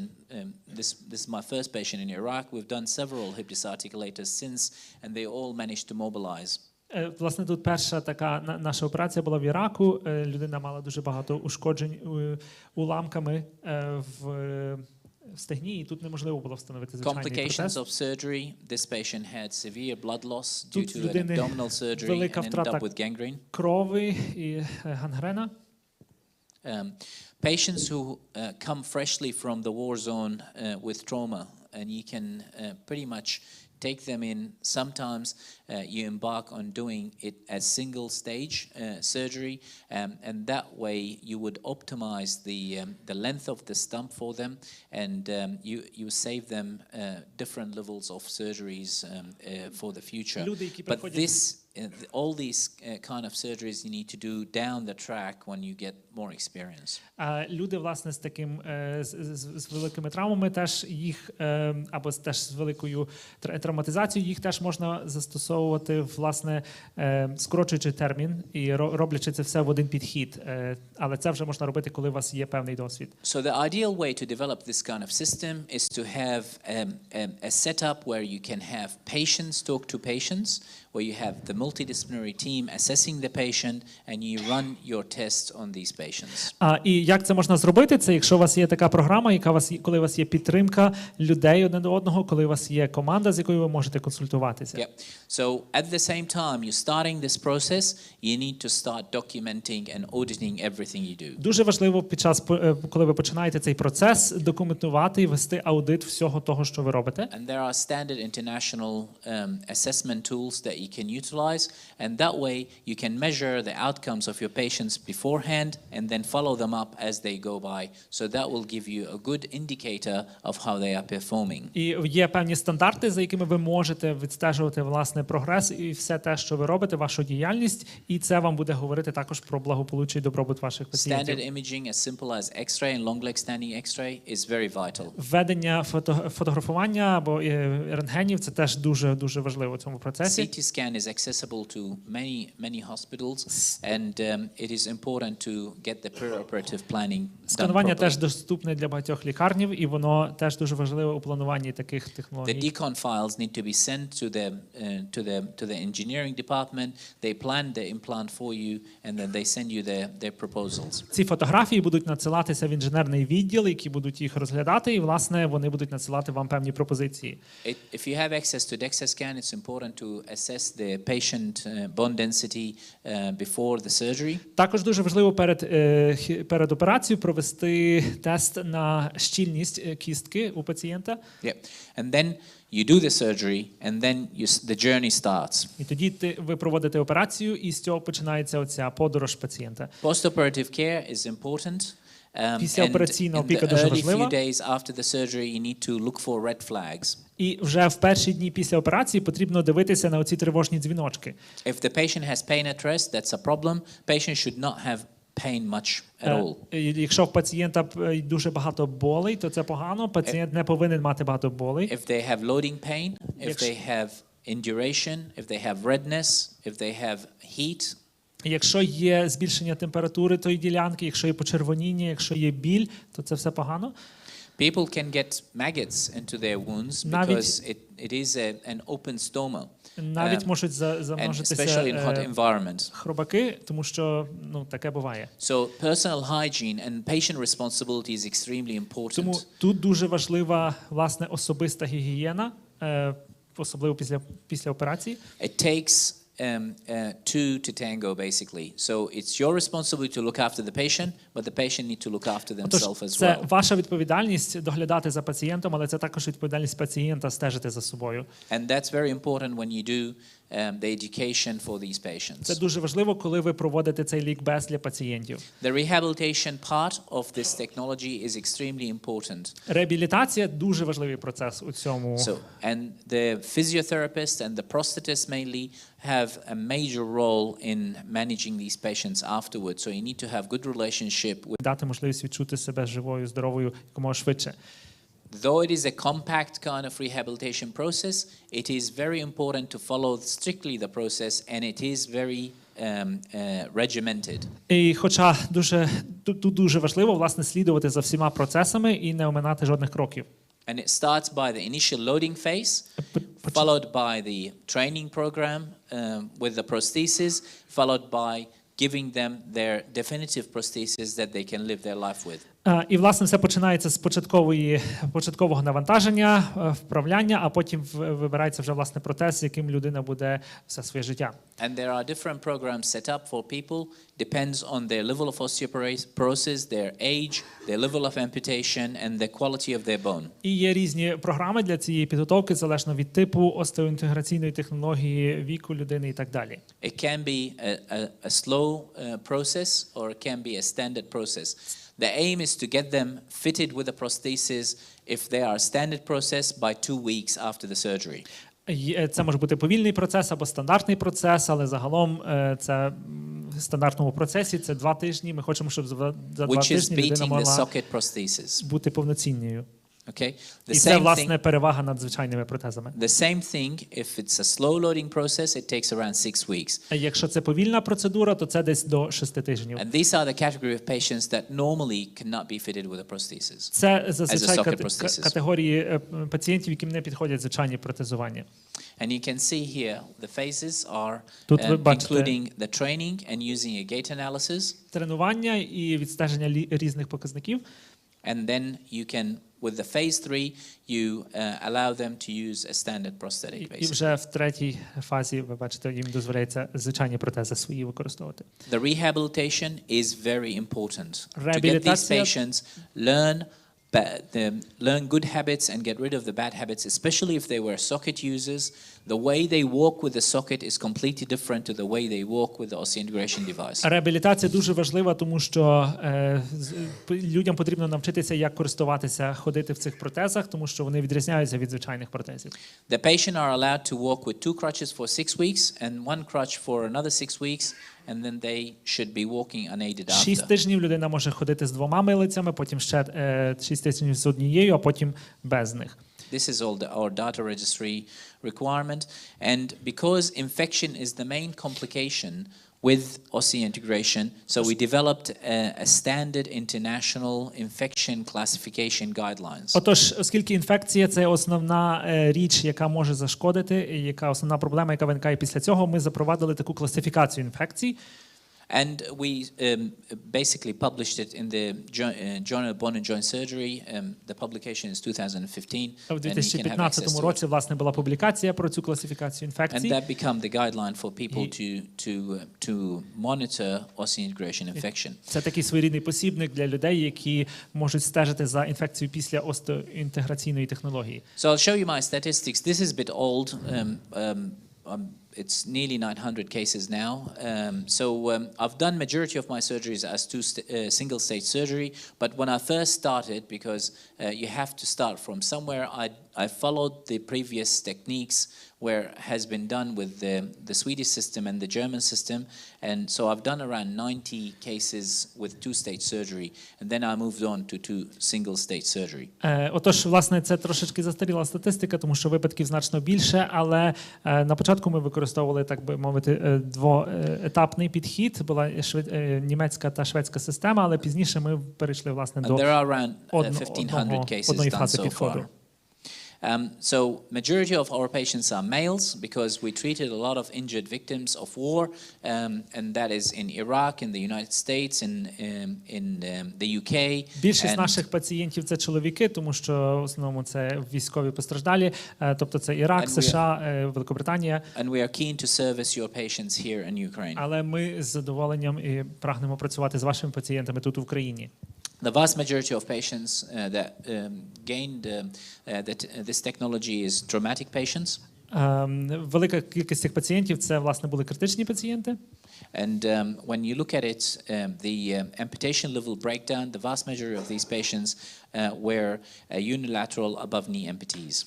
Тобто, якщо подивитися теж на статистику, це були ампутації вище коліна. Okay, and the second biggest cohort was transtibial amputees. І інші, власне, категорії пацієнтів, які проходили. And you can see the number of transfemoral amputees way overtake the numbers of transtibial amputees. Тут ви теж бачите, скільки, власне, категорій займають, власне, різні види ампутації. And we have treated patients from all around the world, and Ukraine just added to that list. Ми надавали допомогу пацієнтам по всьому світу, і нещодавно Україна теж приєдналася до цього списку. Okay, when you look at the causes of femoral implant revision, I'll just go back one slide. Then we talk about the complications. Okay, the causes of revisions or causes of failure of implant usually is infection. То основною невдачею все ж таки залишається інфекція. So since then we have explanted 2 more cases, and now we have 58 explantation. More than 50 of them have went back after a period of healing. After 3 months, we re-implanted them again. Ми були в нас певні випадки, як ви бачите, коли ми виймали ці остеогранційні імплантанти, і через якийсь час, коли люди загоювалися ранами, ми пробували їм провадити їх знову. The infection rate in transfemoral implants is higher than transtibial implants. І, власне, тут рівень інфекції збільшується значно. And when you look at the complication rate in the 2-stage surgery is way out number the infection rate in the single-stage surgery. Як ви бачите, інфекція значно вища у двоетапній операції, ніж в одноетапній. But that could be biased numbers because I wasn't as experienced in the beginning and the technology was not as advanced back then. Це теж, можливо, трошки неправильні дані, тому що тоді я ще мав значно мало досвіду, і тоді не було таких розвинених технологій.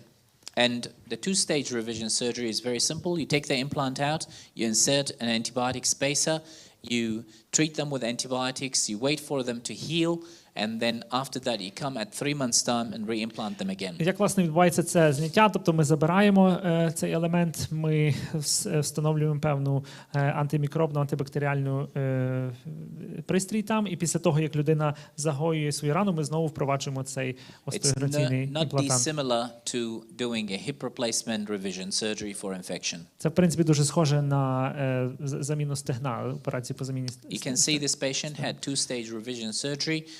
This patient was revised not due to infection, but he's one of our Paralympians, and he jumped from the roof of his house trying to get to the swimming pool, but he missed the swimming pool. Тут ви бачите пацієнт, він, власне, був паралімпійцем, він зламав ногу, тому що він намагався стрибнути з даху у басейн, але промахнувся і не попав в басейн. Але в нього, власне, була оця двоетапна операція. As I mentioned, the tibial implant revision rate is higher, and again, this is more biased because before I started, not many people were doing transtibial osseointegration, and then now people are doing transtibial osseointegration. So I kind of learned without any baseline. I didn't learn it from anyone, I just developed the technology myself. І, власне, чому я кажу, що ці дані можуть трошки бути упередженими щодо двоетапного, більшої інфекції у двоетапних операціях, тому що на той час ще я не мав такого досвіду, і, по суті, ніхто не мав такого досвіду, і ми винаходили цю операцію. Але, тим не менше, рівень інфекції все одно вищий. Okay, so these people, when they get osseointegration or when they get an amputation and they use sockets, they need multiple surgeries later on because the skin redundancy becomes a problem. People develop neuroma, they need targeted muscle reinnervation, they need refashioning, they need neurectomies, they can get fractures, about 5 to 7% of them break, whether with the socket or with osseointegration. Звичайним, власне, протезуванням люди потребують також подальших операцій, тому що є нагромадження тканин пізніше і так далі, і це все потребує, власне, подальшого обстеження, подальшого лікування. And again, when you compare two-stage to single-stage, two-stage surgery is inferior. Як ви бачите, знову ж таки, порівняння двохетапних і одноетапної операції, то двоетапні операції, вони значно гірші і нижчі. I'll take you through some publications. We have nearly 240 publications now. This is the safety paper, which is the important paper. Зараз є вже понад 240 публікацій, власне, на цю тему, на цю тему цієї технології. And they are all available in PubMed, and you can have access to it. Вони всі доступні, ви можете їх почитати. On different protocols, infection rates, fractures associated with all sorts of complications, adjuvant therapies, lengthenings, the CRPS, transtibial osseointegration, patients who have vascular amputation, all of these publications you can have access to. Отож, ми публікували свої дані про різні види, там теж про інфекції, про різні види протезування, теж там дитяче протезування, абсолютно майже всі теми ми охоплювали у цих, і ви маєте можливість почитати їх, мати доступ до них. And you learn a lot from these publications because they are very important. It's the new technology. It's coming to the world and people don't know much about it. І це доволі нова технологія, мало хто ще знає про неї, вона лише входить у світ. And during the lockdown we were not allowed to operate on human beings. To save a limb or to amputate. Травми та відкриті переломи. Traumas and open fractures. Після доповіді професора буде кава-брейк, та ми зможемо поспілкуватися в кулуарах. After this there will be a coffee break where we will have a chance to Аплодисменти. Okay. I'll reiterate many of the things that Munjid said to start his talk, and many thanks for his kind words. We have good friendships. And we a trusted colleague. Дуже дякую Гнату за теплі слова. Ми добрі колеги, добрі друзі. And I've worked together with him for the past 8 years now. We've got an 8-year anniversary. Вже 8 років, власне, тепер 8-річна річниця нашої співпраці. And as much as he's called me a giant, he's the young giant. I'm sort of the old giant in the room. Хоч він назвав мене гігантом, most of you here. він насправді є молодий гігант. So I'll talk to you about limb salvage versus amputation. Поговоримо про збереження кінцівки чи ампутація. It comes from the perspective of being one of the world's most experienced and dedicated limb salvage surgeons. We've done this for a long, long time. Тож це інформація від одного з таких найпрофесіональніших професіоналів з збереження кінцівок. But what Munjid and osseointegration brings to the party and brings to the equation of what you can and can't do, it's a new avenue and a new vista, things that you can do in terms of reconstructing and restoring mobility and rehabilitating patients that we weren't able to do otherwise. Отож, власне, остеоінтеграція – це дає нам нові речі, нові горизонти того, що ми не могли робити раніше, і вона дає нам нові абсолютно варіанти. So I work together with Munjid part-time in Sydney, and the rest of the time I work a couple days a week in Sydney and 5 days a week in Brisbane, and travel back and forth between. Інколи ми працюємо в Сіднеї разом, а інколи я в Брізбені 5 днів на тиждень, і так співпраця наша продовжується. Well, I also have certain disclosures related to product development and implants and things, none of them related to anything in the nature of this talk. Я також мушу сказати, що я співпрацюю з різними компаніями, комерційними в тому числі, тому, але вони не зовсім пов'язані з цією темою, але теж хотів про це зазначити. So apologies for being late. We running late. We were up until almost 5 in the morning Monday morning, and almost 1 in the morning last night. This is the case that we were doing last night, and this is Ukrainian. I don't know if he's military or I believe he's military. Had sustained a gunshot injury to his ankle. It's destroyed part of the fibula, the little bone in the ankle, so missing some bone, and so we had to come up with a complex way to reconstruct that fibula, and we lengthened it acutely. Тож даруйте за затримку, але власне ми працювали над теж певними випадками. Буквально вчора це випадок, і не пам'ятаю, чи це військовий, чи це цивільний, але він мав прострелену ногу, і ми намагалися врятувати кістку, меншу кістку там. But this is the sort of case that is involved, and I'll show you a few, graphic photographs and things, but that is the nature of the character of these injuries. War is ugly, war is brutal. Власне, я покажу вам ще кілька фотографій, але по суті тими фотографіями хочу сказати, що війна є жорстокою, війна є дуже брутальною, і, на жаль, це реальність. Senseless violence and a senseless war, and sorry to see it happening. Це безглузде насильство, безглузда війна, і мені дуже шкода, що воно відбувається. But it is a real privilege and an honor to be able to be here and helping to take care of many of the injured patients, and we can't do this by ourselves, obviously, and so this was almost 1 o'clock last night, and Azar and Misha and Hala and the team there, and so it's a team effort, and we work together with these people. You cannot possibly do it otherwise. Але це великий привілей, безумовно, велика честь працювати. Ви бачите Назара і інших. І ми працювали, власне, це було вчора, фотографія о першій ночі. Тому так. Fortunately, I don't have a lot of war-injured patients where I work. In Australia, we don't not have that many. I go with Munjid sometimes to Baghdad. We see patients there.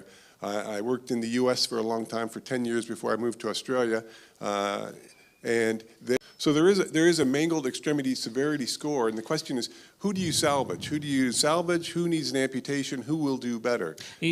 Є така своєрідна шкала серйозності поранення, і треба вибирати, кому врятувати кінцівку, кому ні. Що з ким робити? So they've created this score, the mangled extremity severity score, and any of you that are my age or over the age of 50, really, be careful as you drive home, because if you are driving home and you're going pretty quick and you have a wreck, God forbid, but if something happens and you break your femur, and you go to the emergency room and somebody feels your leg and they can't quite feel your pulse, and your blood pressure's down because you have all this pain, this score says you need an amputation. І була розроблена ця шкала, власне, яка визначає, коли потрібно ампутувати, коли ні. Але якщо вам, наприклад, як і мені, більше 50 років, ви, скажімо, їдете собі додому на машині і були необережні, потрапили в аварію, і вам потрібно операцію стегнової кістки, і за цією шкалою, коли лікар не відчуває вашого пульсу, так, тому що у вас була втрата тиску в крові, то за цією шкалою вам потрібно провести ампутацію. So please be careful when you drive home. Тому будьте обережні, коли їдете додому на машині. And this just graphically illustrates why this score doesn't really give us any true direction. І, власне, це графічно ілюструє, чому, наприклад, ця шкала не завжди є корисною для використання. It's been found to be completely useless. Насправді вона взагалі не корисна. Now here's a young person who had an injury. Але ось фотографія молодої людини, яка мала ушкодження. But it doesn't look that dramatic, and you look at the CT scan and the X-rays. It's pretty routine stuff there. Воно не виглядає так драматично. Дивишся собі на рентген, на сканування, і нічого такого незвичайного. And if you look closely, there's not, the toes Але коли the подивитися the little ближче, toes, not so good. мізинчики на нозі, бачите, малі пальці на нозі. But what the X-rays don't tell you is that the severity of the soft tissue injury. Але рентген вам не показує серйозність ушкоджень м'яких тканин. And so I can tell you almost instantly. You look at this and go, this is not salvageable. Anybody with experience would know this. Дивишся на це і кажеш, що це врятувати неможливо, так? Напевно, хто з досвідом, він знає це.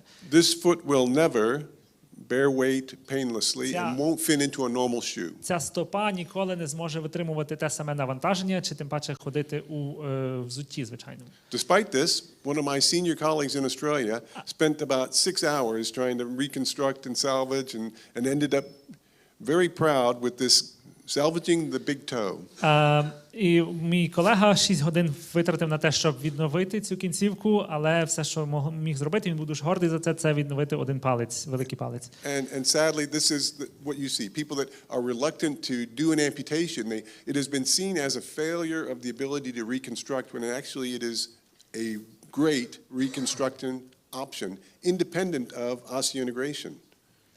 Але, як ви бачите, люди не бажають, власне, переходити до ампутації. Раніше людина би була просто померла через відсутність їх. There's airbags and things in your car. They keep you alive, but they don't protect your feet and legs. На жаль, у машинах є подушки безпеки, які бережуть тобі життя, але немає нічого, що може зберегти твої кінцівки. And so now we need to reconstruct limbs that are more difficult to reconstruct than in the past. І тепер нам потрібно відновлювати, проводити реконструкцію тих кінцівок, які значно важче проводити. And so the surgeon is now faced with very difficult decisions of who they reconstruct or who they need to amputate and who do they recommend an amputation for. І тепер лікарю потрібно вирішувати, власне, кому ампутувати кінцівку, кому ні, і що, власне, робити в цьому випадку. And this has medical legal considerations as well, where you can be blamed for doing an unnecessary amputation or failing to amputate. І це має певні медичні і юридичні наслідки, тому що тебе можуть звинуватити в тому, що ти провів ампутацію, або навпаки, що ти не провів ампутацію. So trying to do limb salvage, it has all these problems that I call the many Ds. You can be disabled and divorced and destitute and depressed and debilitated, and that's the surgeon. If you do this, it's hard work, it's late at night, you lose a lot of time away from your family, you need to dedicate a lot of your time and energy to this, it's difficult. І, власне, збереження кінцівки може призвести до таких, тут не перекладеш через те, що мова не відповідає, але це може, власне, призвести до значних ускладнень для самого лікаря, тобто включно з депресією і так далі. Obviously, much worse for the patient. І значно гірше це теж буде, власне, для пацієнта. Now, I hear there are about 20,000 amputees in Ukraine now related to the war. Я чув, що десь 20 тисяч є ампутантів, які, власне, зазнали ушкодження через війну. Roughly 20 times the number of people in this room. Це 20 разів більше, ніж нас тут. Так, то це дуже жахливо. And all of them face a future of difficulty with jobs, with their self-image, families, what happens to their bank savings and their respect as individuals and human beings. І вони втрачають, звичайно, роботу, свою самооцінку, можливо, теж підтримку сімей і так далі, і взагалом як своє нормальне життя.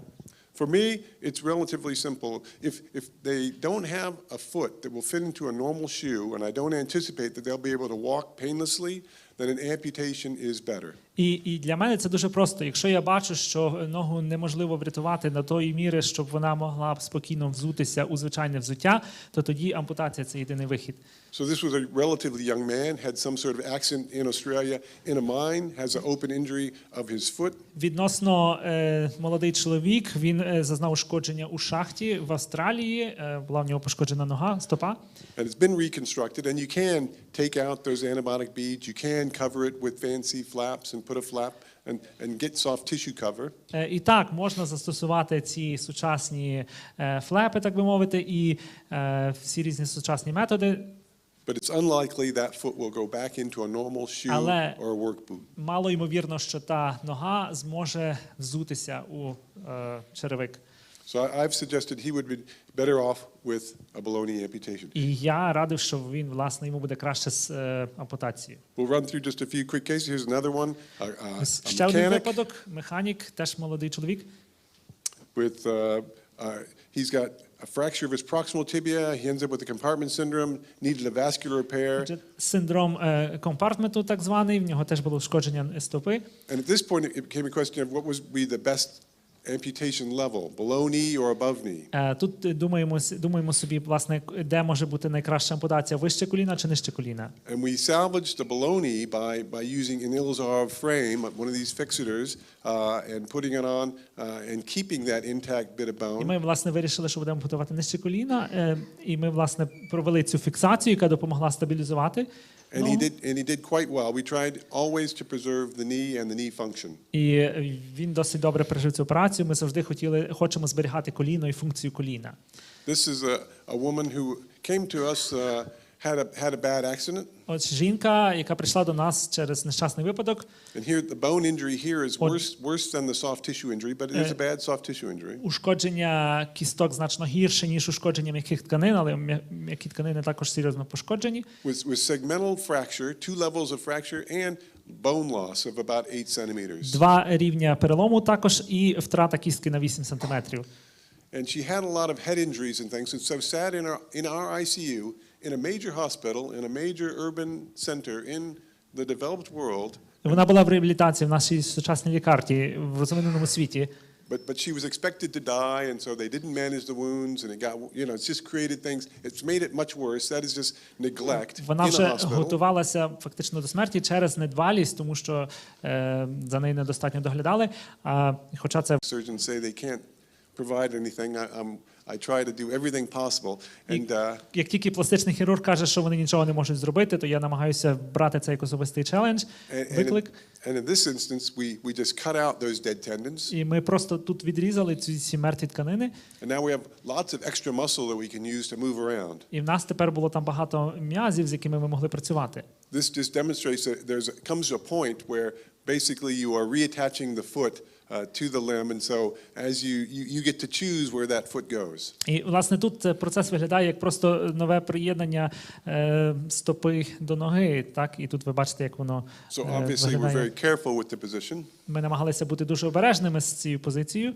Як це позиціонувати правильно? All we did here was move those muscles around that had no tendons. І ми, значить, власне, перемістили ці м'язи, Covered it with a skin graft. накрили шкірою. And then we used the bone and grew new bone from above. You can grow bone. І наростили кістку. Кістку можна нарощувати, власне. So using that external device, we could gradually move that piece down, called a bone transport. І, власне, це так звана така пересадка кістки. And successfully made it come together at the other end and heal. І успішно вона зцілилася. And this is shortly after, and I've seen her now, she's about 14 years down the line, still has her legs, still walks. І вона все ще може ходити, наскільки я знаю. I'll just skip through this case, this is less interesting. Пропустимо цей випадок, він не такий цікавий.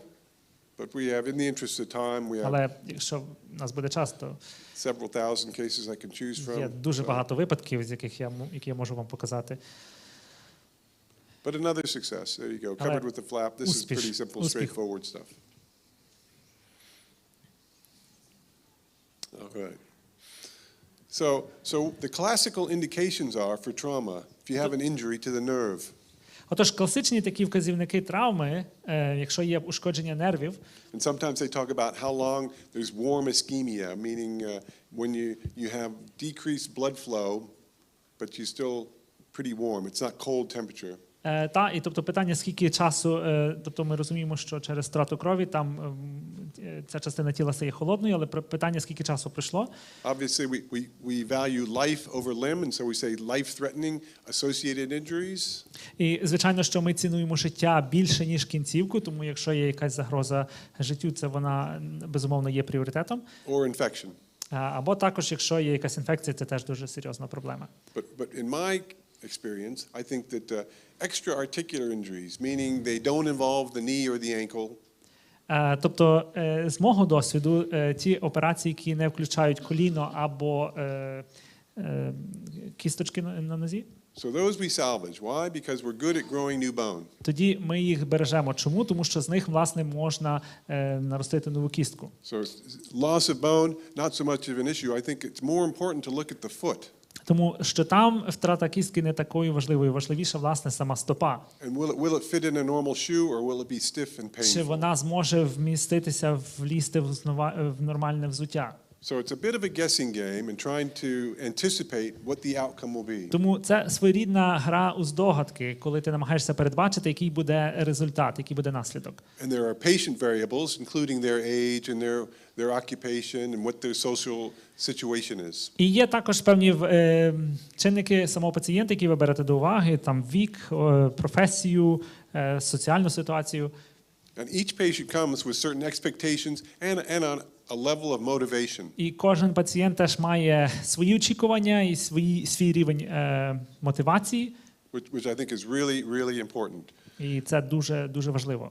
That's independent of what their injury is. Але це окрема річ, це не їхнє ушкодження, це окремо від їхнього And ушкодження. there's a lot of data that says that the outcome that any patient gets is dependent more on who they were before the injury than what their injury is. Але дуже часто говорять, і так є, що наслідок того, ким буде пацієнт після операції, залежить від того, ким він був до операції. So there are all these injury things, the type of the injury, what the fracture is, what the soft tissue injury is, all this. І всі ці ушкодження, власне, ушкодження кістки, ушкодження м'яких тканин і так далі. And finally, you need to put in what the surgeon characteristics are and the nature of the hospital and things that they're at, where they're getting care. І також потрібно враховувати самі характеристики хірурга і також лікарні, де вони отримують цю допомогу. So that decision is a difficult one. I think that with experience you can make it with some confidence. Таке рішення, власне, важко приймати, але з певним досвідом ви це зможете робити. There is this belief that an amputation is one procedure and they're done. Є таке уявлення, що ампутація – це лише одна процедура, раз зробив і все. In fact, this is not true. And I was in Baltimore at Shock Trauma for a period of 10 years within that hospital network. And actually, when they put together the numbers, it was almost a total of 3. There's an amputation plus usually 2 more operations. Але зазвичай, я можу сказати, що це не так. Із свого досвіду знаю, що після ампутації зазвичай ще є інші 2 операції, як мінімум. Тому це не єдина процедура, яка проводиться. And with trauma, the outcome is not so good. І з травмою, власне, наслідки не є такими хорошими. Over half of them are just unhappy with pain or the appearance. Тому що більшість, майже половина, незадоволені через біль або зовнішній вигляд. I was part of this LEAP project. It was the lower extremity amputation project, and it was comparing amputees to limb salvage. І я, власне, був в проєкті, який називався LEAP, і, власне, там порівнювалися люди, яким було врятовано кінцівку, яким провели ампутацію. But so they're mostly reflect the American situation of mostly men, mostly white. Це більшість репрезентує чоловіків, білих чоловіків в Америці. But when you look at these patients, they're different from the normal population. Але ці пацієнти чомусь відрізняються від звичайних пацієнтів.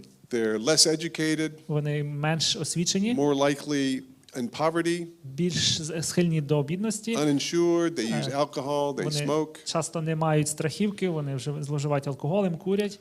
So this is a picture of my son at the time, about 10 years old. So yeah, uneducated, young, Фотографія male, мого white, сина, не освічений ще, так, не одружений. single, few resources.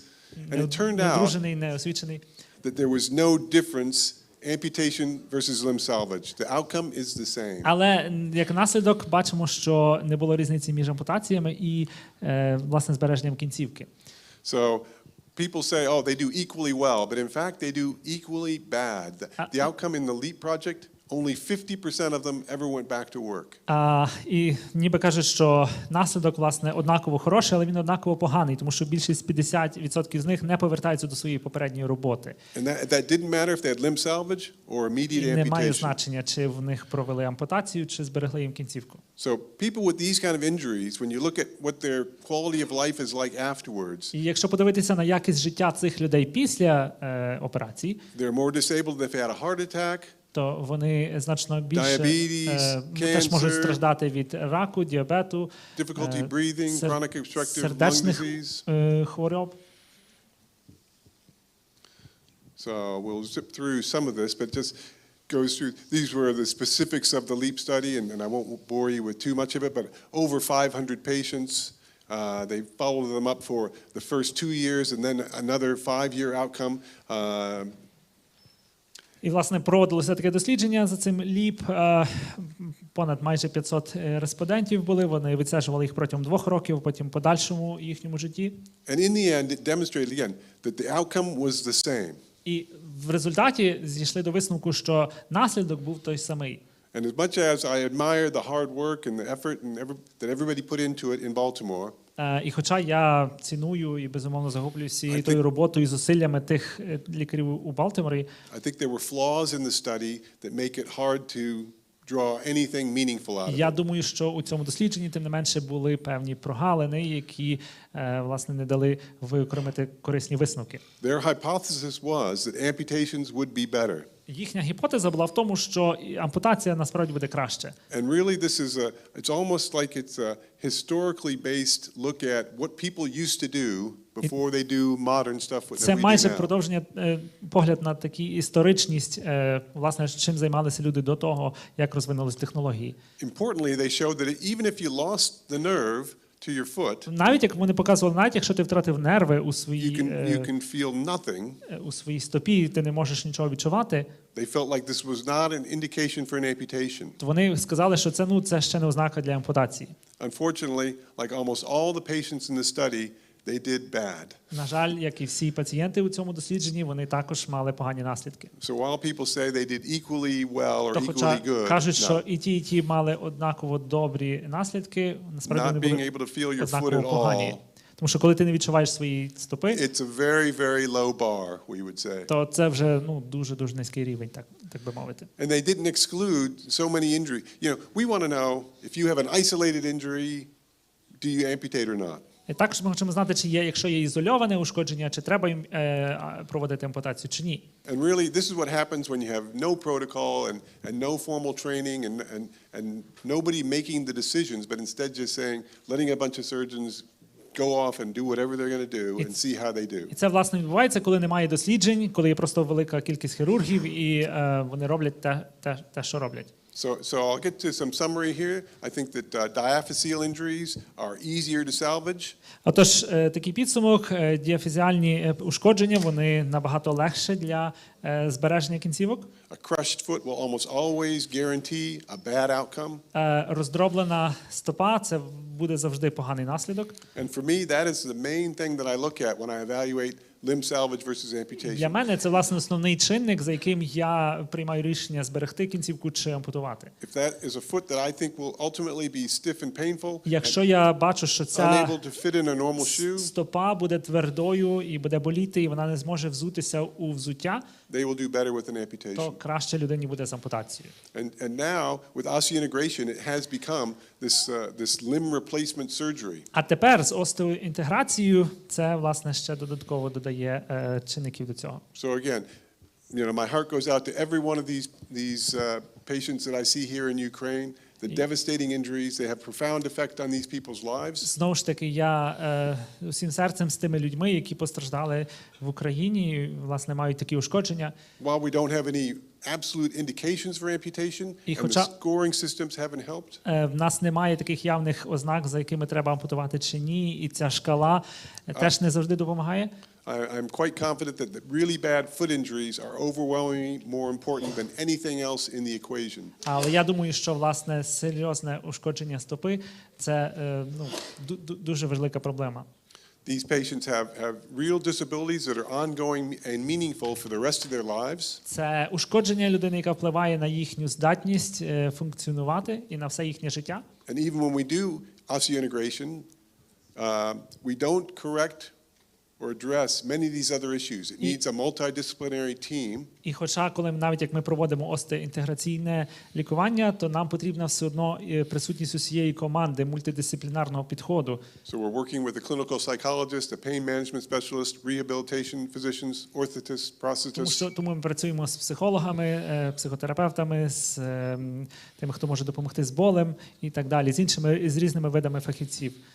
People do compare the cost of A versus B, amputation versus limb salvage. Люди також порівнюють вартість ампутації чи збереження кінцівки. And when you add in all the prosthetic replacement costs, amputation over the cost of a patient's lifetime is much higher than limb salvage. І якщо врахувати вартість усіх протезів і всіх необхідних речей для цього, то звичайно, що воно значно переважує в ціні.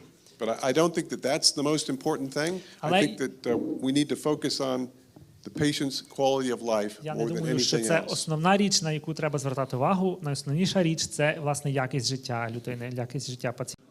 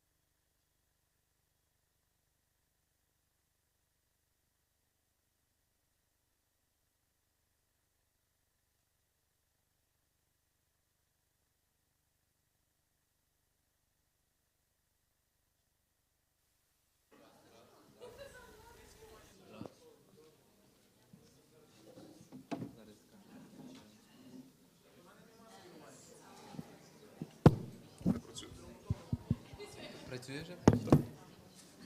Данило, скажи, що включила мікрофон. So you. Раз. Там Мар'яна. Алло. Так, стараємося, добре. Ми стараємося, та, ну, лекції мусить виступити. Я їм попрошу скоротитися.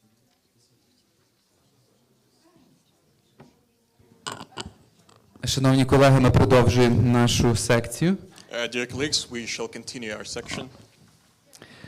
Зараз ми почуємо доповідь Now we're going to listen to the speech Пітера Хереша, протезиста зі Сполучених Штатів Америки, на тему «Досвід у протезуванні дітей». Peter Ferrish, the prosthetic specialist from the USA, the experience of children prosthetics. Пітер Хереш долучиться до нас за допомогою зв'язку онлайн. He's going to join us online. Хочу нагадати, що в нас є ліміт часу до 15:00, тому прошу наступних доповідачів строго дотримуватись регламенту, якщо можна вкладатися в межах 15 хвилин. Дякую. Our strict timeline is up to 15 p.m., so I would ask each speaker to shrink their speech up to 15 minutes.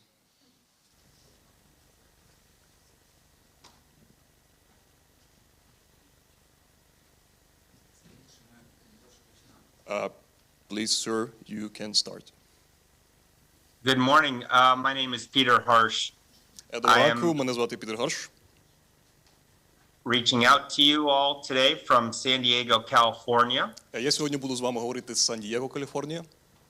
I am Peter Harsh from Peter Harsh Prosthetics, and over the last 8 months, we have taken on and assisted with 3 Ukrainian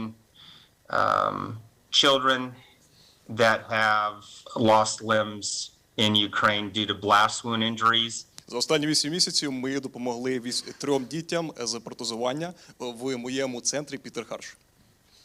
We have a center here that specializes in blast wound injuries. We've treated a lot of military from the United States, Israel, the other countries with multiple blast wound injuries.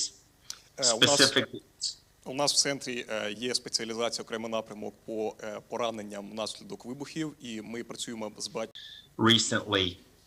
Мене попросили поговорити з вами про деякі виклики, які ми нещодавно тут мали. As you know, some of the blast wounds that were sustained in Ukraine with some of the younger children have required some revisions due to the challenge of availability in theater to have good closure of the amputation. Один з викликів – це те, що не завжди були доступні засоби для того, щоб правильно провести кінцевий етап ампутації, зокрема у випадку з дітьми, які постраждали через серйозні поранення кінцівок внаслідок вибухів. We've experienced some heterotopic ossification or bone growth. Ми також мали справу з гетеротопною остифікацією, коли кістка, власне, ламається. Of course, with children, they are constantly growing. І дуже такий нюанс з дітьми – це те, що вони постійно ростуть. So in one of the cases of an 11-year-old little girl, she is required a revision surgery on her left and right transtibial amputation. У нас зараз важкий випадок з 11-річною дівчинкою, яка вимагає Along with that, ампутацію she лівої і has правої been руки. growing like any other child. So we've had to make changes to the prosthesis almost monthly. І вона росте як звичайна дитина, і майже кожен місяць нам потрібно замінювати протез.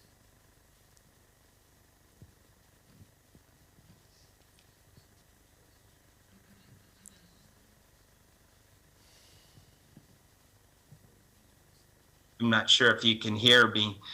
І я не певний, чи ви мене чуєте. We can hear you, sir. Okay. And as you can imagine, as children grow, if they're an upper extremity, their hand size will grow. Their prosthesis will have to be changed on a more regular basis. With lower extremity, as the children grow, we have to incorporate length of their prosthesis and also possibly the size of feet at least every 6 months. У випадку якщо діти мають справу з пошкодженими верхніми кінцівками, то потрібно дуже часто, майже кожен місяць, замінювати верхні кінцівки. Якщо з нижніми, то це відбувається приблизно раз в 6 місяців, враховуючи довжину як ступні, так і ноги.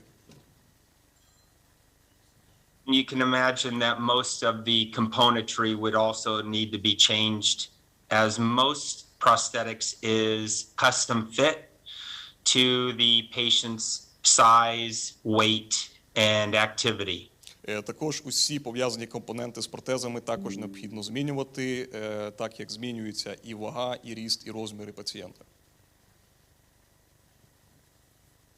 Is there any specific questions on that somebody would like to have answered, since these are more general overview? Я надав вам такий загальний огляд. Тепер, будь ласка, задавайте будь-які питання, більш конкретні, в тому контексті, в якому ми з вами зараз говоримо. Чи є якісь питання до спікера?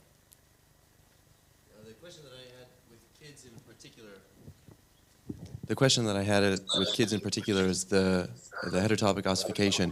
Obviously, the kids have that at much higher rate than adults. What have you seen as being the most effective way in handling that from a surgical standpoint?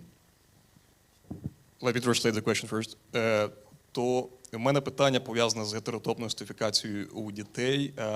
Які виклики ви бачите, які найбільш контрастують з такими ж випадками у дорослих?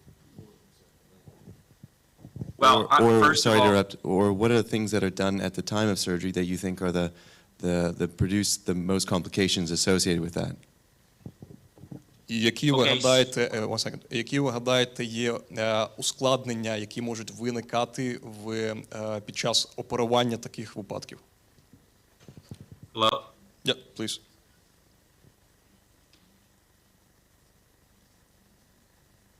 Hello? Yeah, please, we can hear you. Okay. First of all, I'd like to just state that I am not a surgeon. I'm not a doctor. По-перше, хотів би зазначити, що я не хірург. I can tell you that the bone growth and some of the heterotopic ossification that we've seen with the children, which is definitely a higher rate, has been removed on one of our bilateral below-the-knee patients and one of our unilateral patients. Я лише можу сказати, що у дітей гетеротопна остифікація відбувається набагато частіше, і в нас був випадок, коли ми мали як одиночне, так і подвійне операцію на кістках, які вимагали усунення. The goal of a prosthetist is to make as many changes as possible prosthetically. We try to exhaust all efforts to relieve the HO areas depending on how severe it is. It could just be a little spot, or as you as doctors know, it can grow and be a much more complex problem. So what we do prosthetically is we will make as many changes in the prosthesis to relieve that area. So the HO would either mature or we could get them, going as long as we could to try to delay the surgical intervention. В контексті протезування, власне, ми намагаємося якомога більше зробити змін, власне, в протезі, щоб надалі здійснювати якомога менше хірургічного втручання в контексті OH. How do you call the term? In the cases of the two children, one's 11 years old and one's 15 years old, We've been very fortunate that both of them had revision surgeries in November and December of 2022. And as we've moved into April, I have not seen or we have not experienced any new HO. У нас є два пацієнта, 11 та 15-річні діти, і дивимося, чи відбуваються якісь зміни.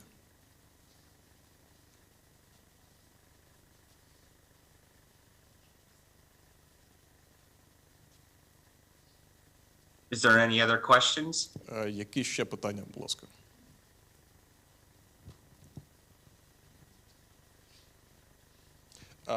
Not much question. One more question.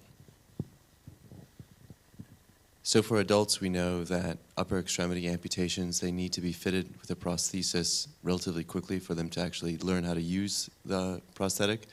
How does that differ with children?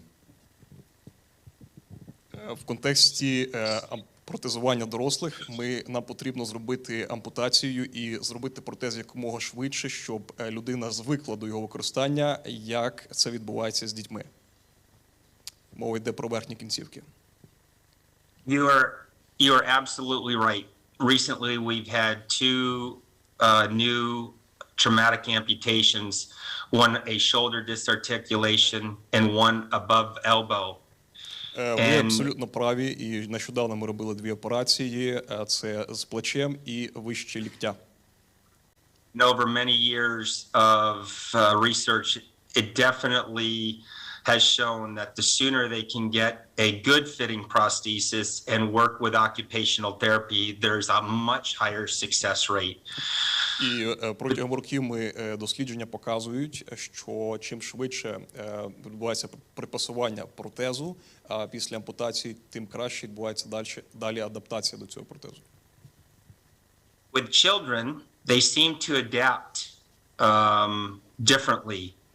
Children, depending on how complex they are, the same guidelines and principles are as soon as you can get them to adapt and get well fitted with the prosthesis, they're more likely to use a prosthesis long term.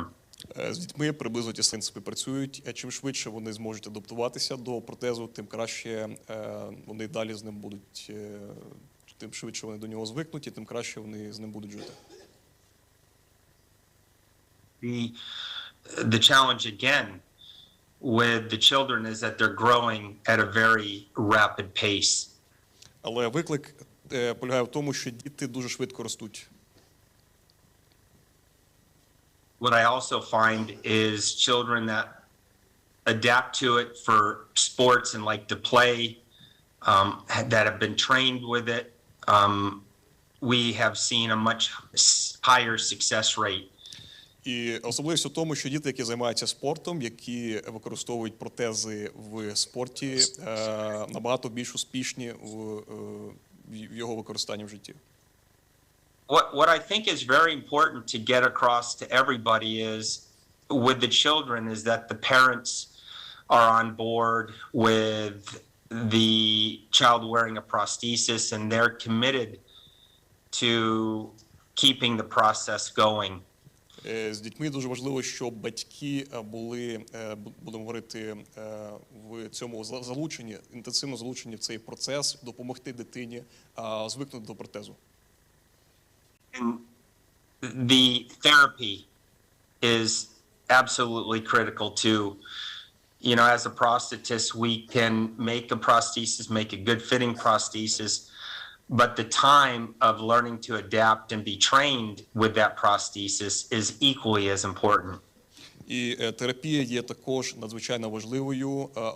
Окрім того, що необхідно якомога швидше зробити протез, щоб скоротити час адаптації, також потрібно, так би мовити, проводити терапію після того, як протез був припасований.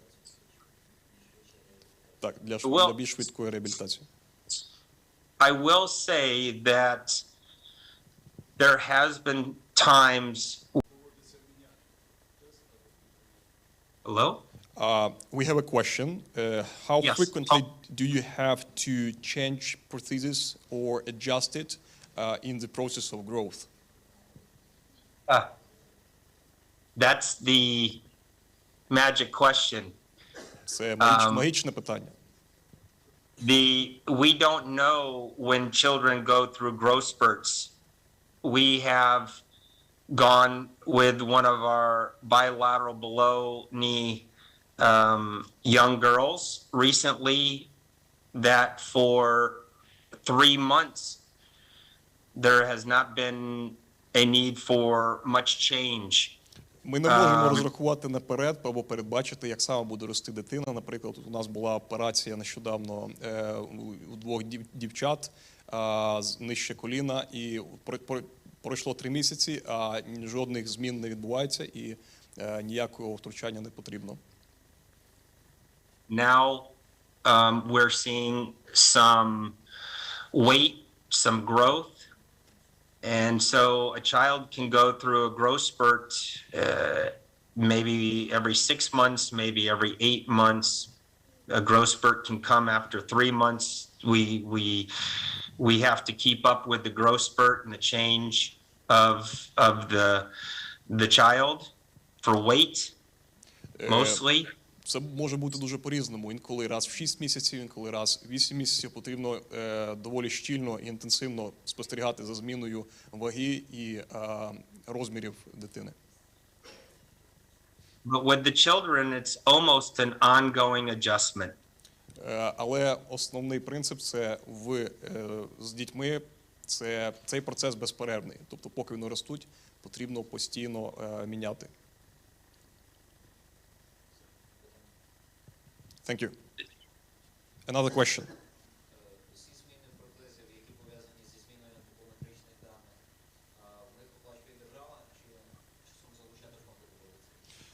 Who pays for changes of prosthesis due to the anthropometric changes?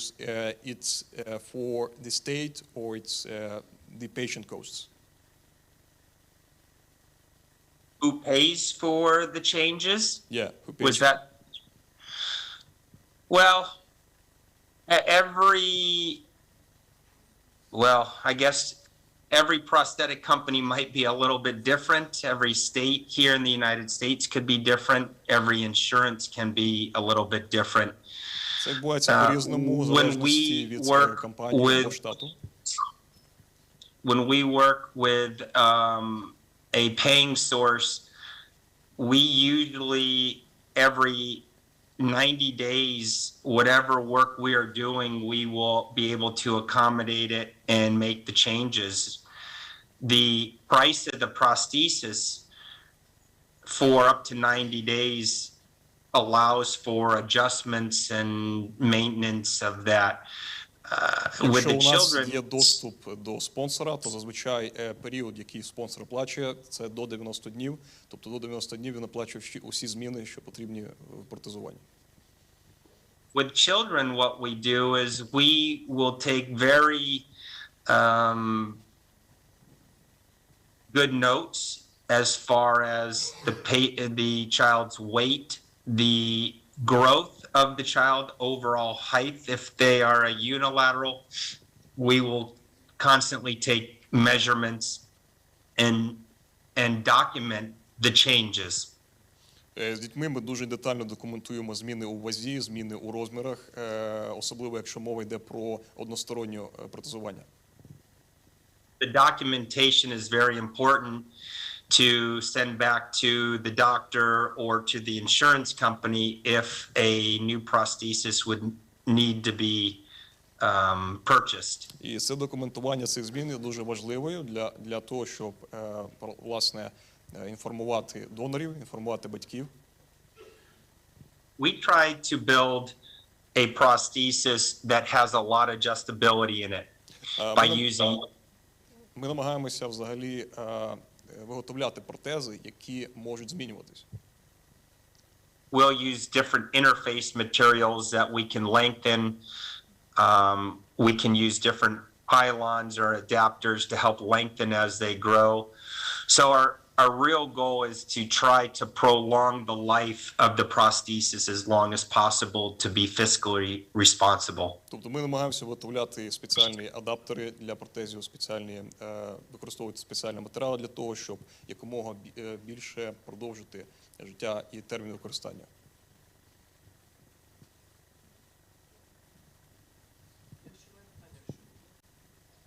Another question. How often do you face the phantom pain in children? Well, you don't see it as much. I have not seen it as much. What happens is with blast wound injuries, you can have a lot more nerve damage. Небагато у дітей цього зустрічав небагато, але коли мова йде про поранення внаслідку вибухів, то зазвичай дуже сильно ушкоджуються нерви. A traumatic amputation sometimes leaves severe nerve damage, and that is one of the main reasons we've had and seen some revisions lately with the children due to the way that they lost their limb. They'll have to go in and do an extraction of the nerve, or if there's a very bad neuroma, that would have to be removed if it was.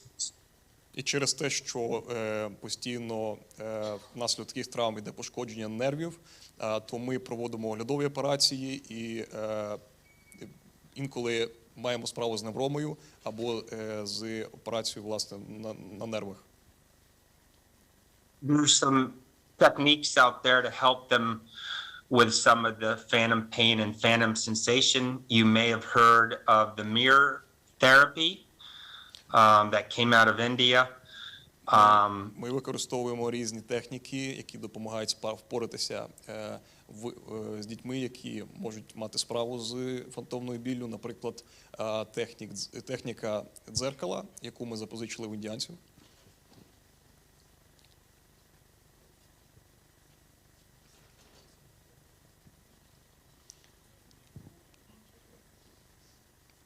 Sir, we can't hear you. The nerves. Oh, now we can't hear you.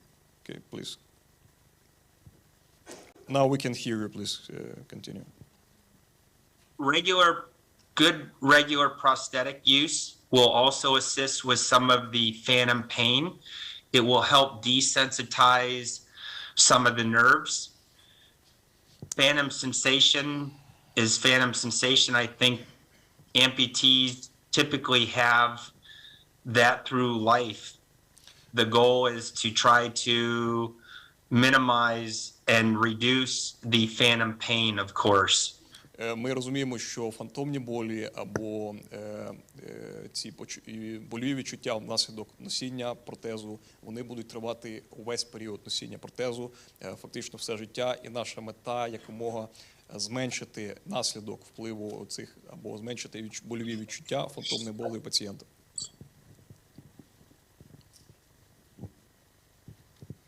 Okay, thank you very much for your lecture and discussion. We want to say thank you that you, Peter Hirsch, connect with us. Thank you for having me. Дуже дякуємо за те, що сьогодні були з нами. Thank you. Slava Ukraine.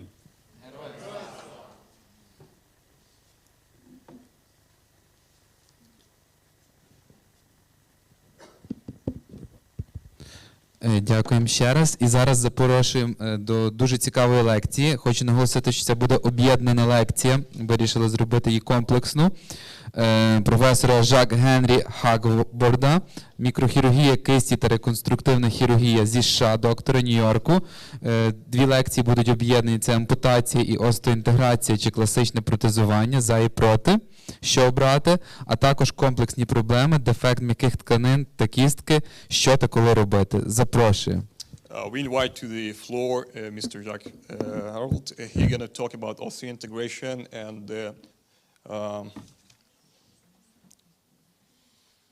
experience. That's your topic, right? Yes. and prevention and infection control activities in the, so that's going to be integrated lecture. Добрий день. It's a true honor and pleasure to be here with you today. Для мене це велика честь і задоволення сьогодні з вами бути тут. I'm going to abbreviate my talk pretty considerably and focus primarily on case discussions today. Сьогодні я дуже значно скорочу свою лекцію, і ми будемо говорити більше про власне практичні випадки. So just to let you know where I'm from and who I am, because you're probably wondering, who is this guy? Ви зараз, напевно, всі думаєте, хто ж цей хлопець. Я вам коротко розкажу про себе, звідки я. So I'm the chief of hand surgery and upper extremity surgery at New York University in Manhattan. Я начальник відділення хірургії кістів в університеті Нью-Йорку, який знаходиться на острові Манхеттен. My focus on my practice is upper and lower extremity reconstructive microsurgery. Мій основний фокус роботи – це реконструктивна мікрохірургія нижніх та верхніх кінцівок. Hand surgery and brachial plexus surgery. Це хірургія рук та брахіопластична хірургія. And then also amputation reconstruction. А також реконструкція, ампутаційна реконструкція. I'm the co-director of the Center for Amputation Reconstruction at NYU. Я також співзасновник центру ампутаційної реконструкції. And like all of you know, unfortunately, because of the war, amputation is another form of reconstruction, as reconstructive option for our patients. Як ви знаєте, ампутація – це одна з форм ампутаційної реконструкції, яку ми використовуємо при роботі з нашими пацієнтами. Before we go to cases, I just wanted to make a few remarks about some of the things that I've heard today, which have all been, for the most part, excellent. Перед тим, як я перейду до своєї лекції, я хотів би поговорити про ті моменти, які вже сьогодні зазначалися, і вони були дуже високої якості. To begin with, Nat's lecture this morning, which was a phenomenal overview. Почну з першої лекції цього ранку. Це була феноменальна лекція. Debridement is a very unsexy topic to talk about. Дебрідмент – це дуже неприваблива тема, про яку потрібно говорити. But this is arguably the most important part. This is laying the foundation. Але це дуже важливо, це, власне, фундаментальна тема. When you build a house or when you build a building, you start with a foundation. If the foundation is poor, that house or that building is destined for failure. Коли ви будуєте щось, важливий фундамент. Якщо фундамент поганий, то будівля дуже 100% завалиться. I cannot stress the importance of this when it comes to reconstructive options for the patients. І я не можу не уникнути цього питання, коли мова йде про реконструктивну хірургію. Hanat showed many examples of patients that were inadequately debrided at outside hospitals. Дуже велика, на жаль, кількість прикладів пацієнтів, які постраждали через неналежну якість цих процесів. The consequences to the patient are lifelong. І наслідки цих процесів для пацієнтів є ціною життя. Then coming to the limb salvage and who should be getting limb salvage. І потім необхідно оцінювати, які кінцівки рятувати. This is very similar to debridement, where it's difficult to read it in a textbook about who should be salvaged and who should not be. І це лише здорові тканини. It sounds similar, but they're actually fundamentally very different. Вони звучать схоже, але вони в корені різні. I'm a strong advocate that you should do the latter. That when you're done debriding, you're confident that the only tissue that's left is healthy tissue. Моє сильне переконання, що потрібно керуватися другим способом. Only then do you decide if you should salvage the limb or if you should amputate or any other Потрібно зберегти options. лише здорові тканини і лише потім робити вибір, чи зберігати кінцівку або робити ампутацію. Too many times the decision for surgery, for the reconstructive surgeries, have already been made before you even have defined what the problem is. І дуже часто робили операції з ампутації перед тим, як вони навіть хоча б змогли визначити, в чому ж власне проблема. So I'm going to skip ahead and talk about some cases. But what I'm showing here is that this is what patients could get.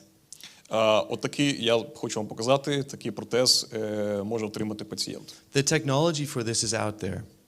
Тобто технологія для таких протезів уже є.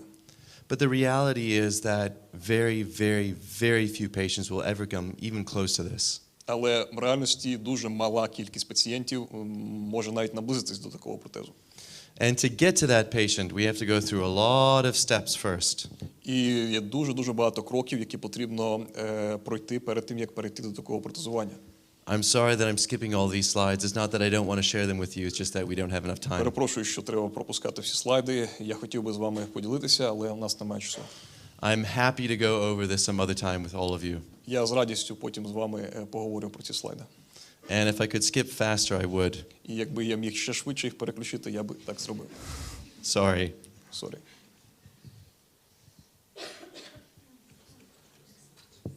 Okay, all right, first case. Отож, перший приклад.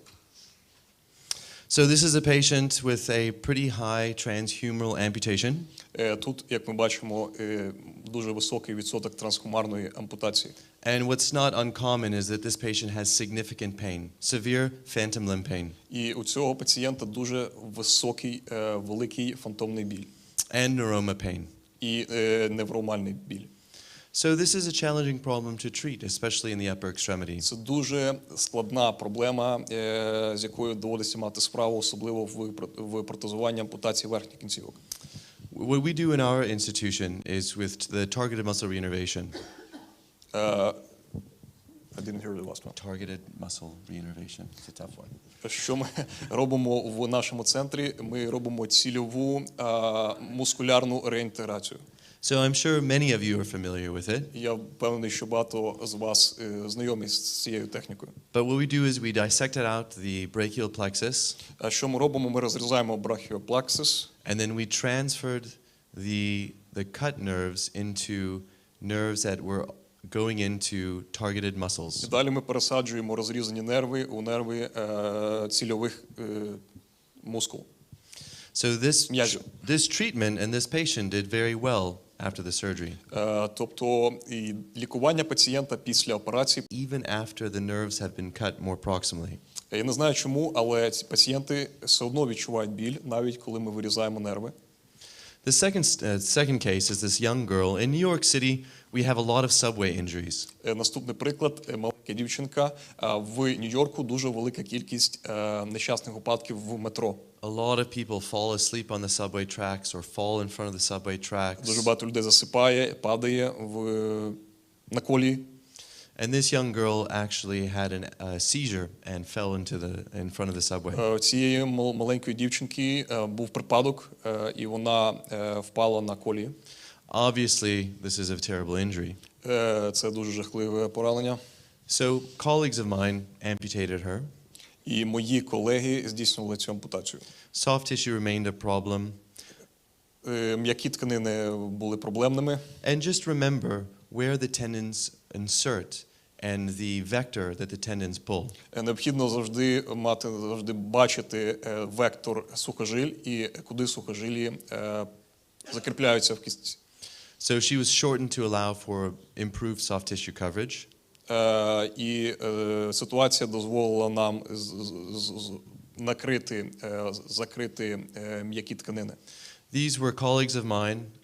They proceeded with the surgery, but they decided to salvage the limb and close the wound with a free flap. Мої колеги, вони продовжили операцію, вони вирішили залишити кінцівку. What did you say, the free flap? Free flap. It's just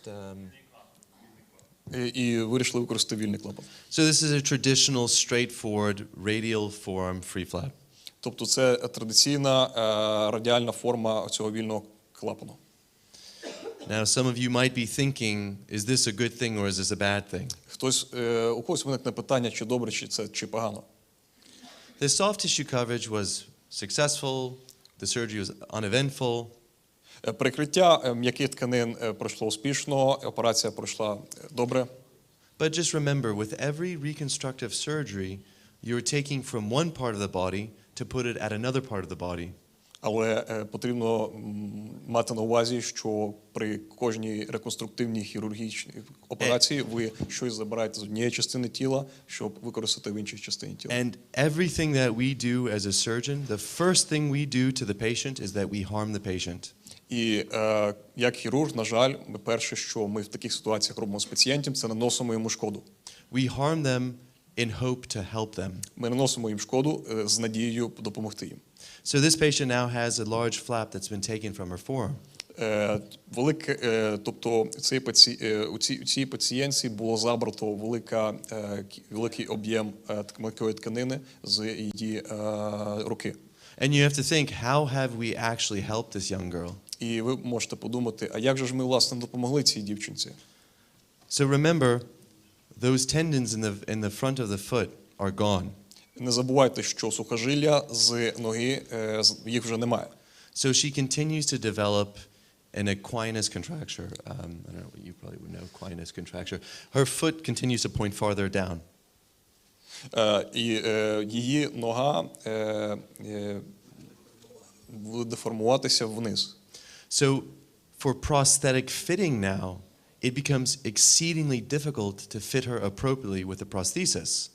І для протезування, в контексті протезування, це ускладнює цю ситуацію. Not only is the soft tissue a challenge, you also have to place a shoe lift in the healthy leg to adjust for the height of the prosthesis. Тобто мова йде не лише про м'які тканини, але власне те, що потрібно зробити протез так, щоб він мав необхідний підйом для компенсації цієї деформації. So this young patient came to us and we proceeded with a below knee amputation. Тому в випадку з цією дівчиною ми зробили ампутацію. And she's doing really well. She's seeing our prosthetist today for her follow-up. І зараз вона почуває себе добре і звикає до протезу. So you think all those unnecessary surgeries, and not only unnecessary surgeries, unnecessary time for her. Тобто ці, як би можна сказати, на перший погляд непотрібні операції насправді потрібні, щоб дати їй більше часу.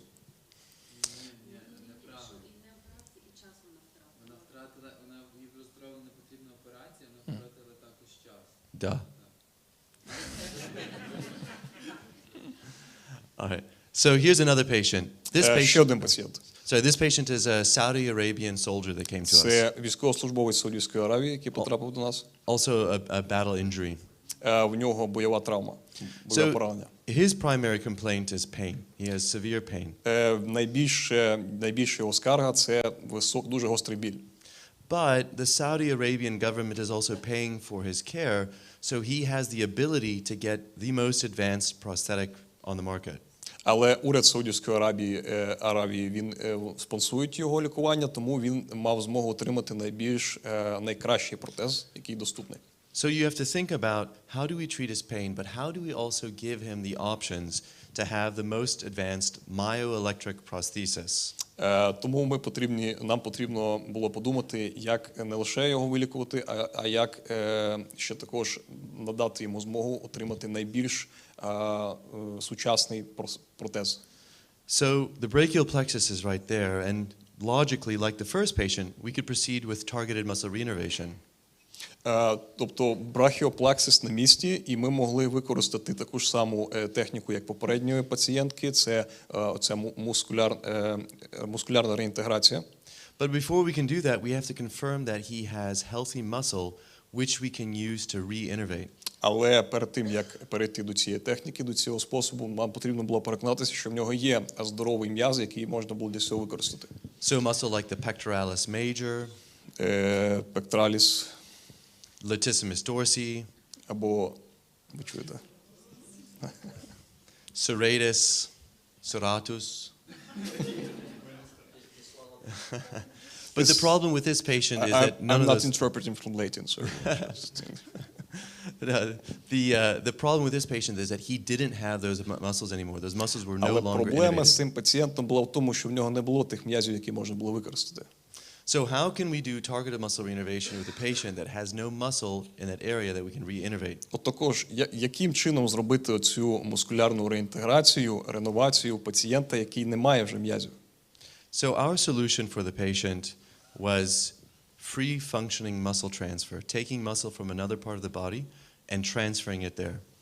Наше рішення було взяти мускули з інших частин тіла цього пацієнта і помістити їх сюди.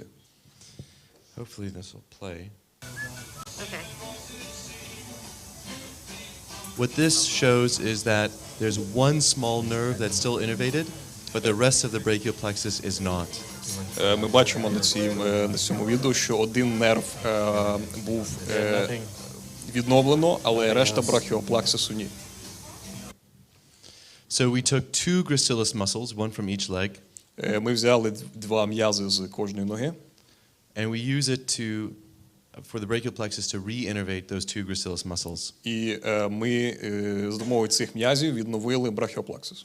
And with each gracilis muscle, you can take the nerve and divide it into two. So we had 4 nerves that we could use to be re-innervated. І з кожної цієї м'язи ми могли взяти два нерви і поділити, тобто таким чином у нас було 4 нерви для брахіоплексису. So this will hopefully produce 4 distinct myoelectric signals for І таким prosthesis. чином ці нерви можуть виробляти 4 окремих сигнали для функціонування.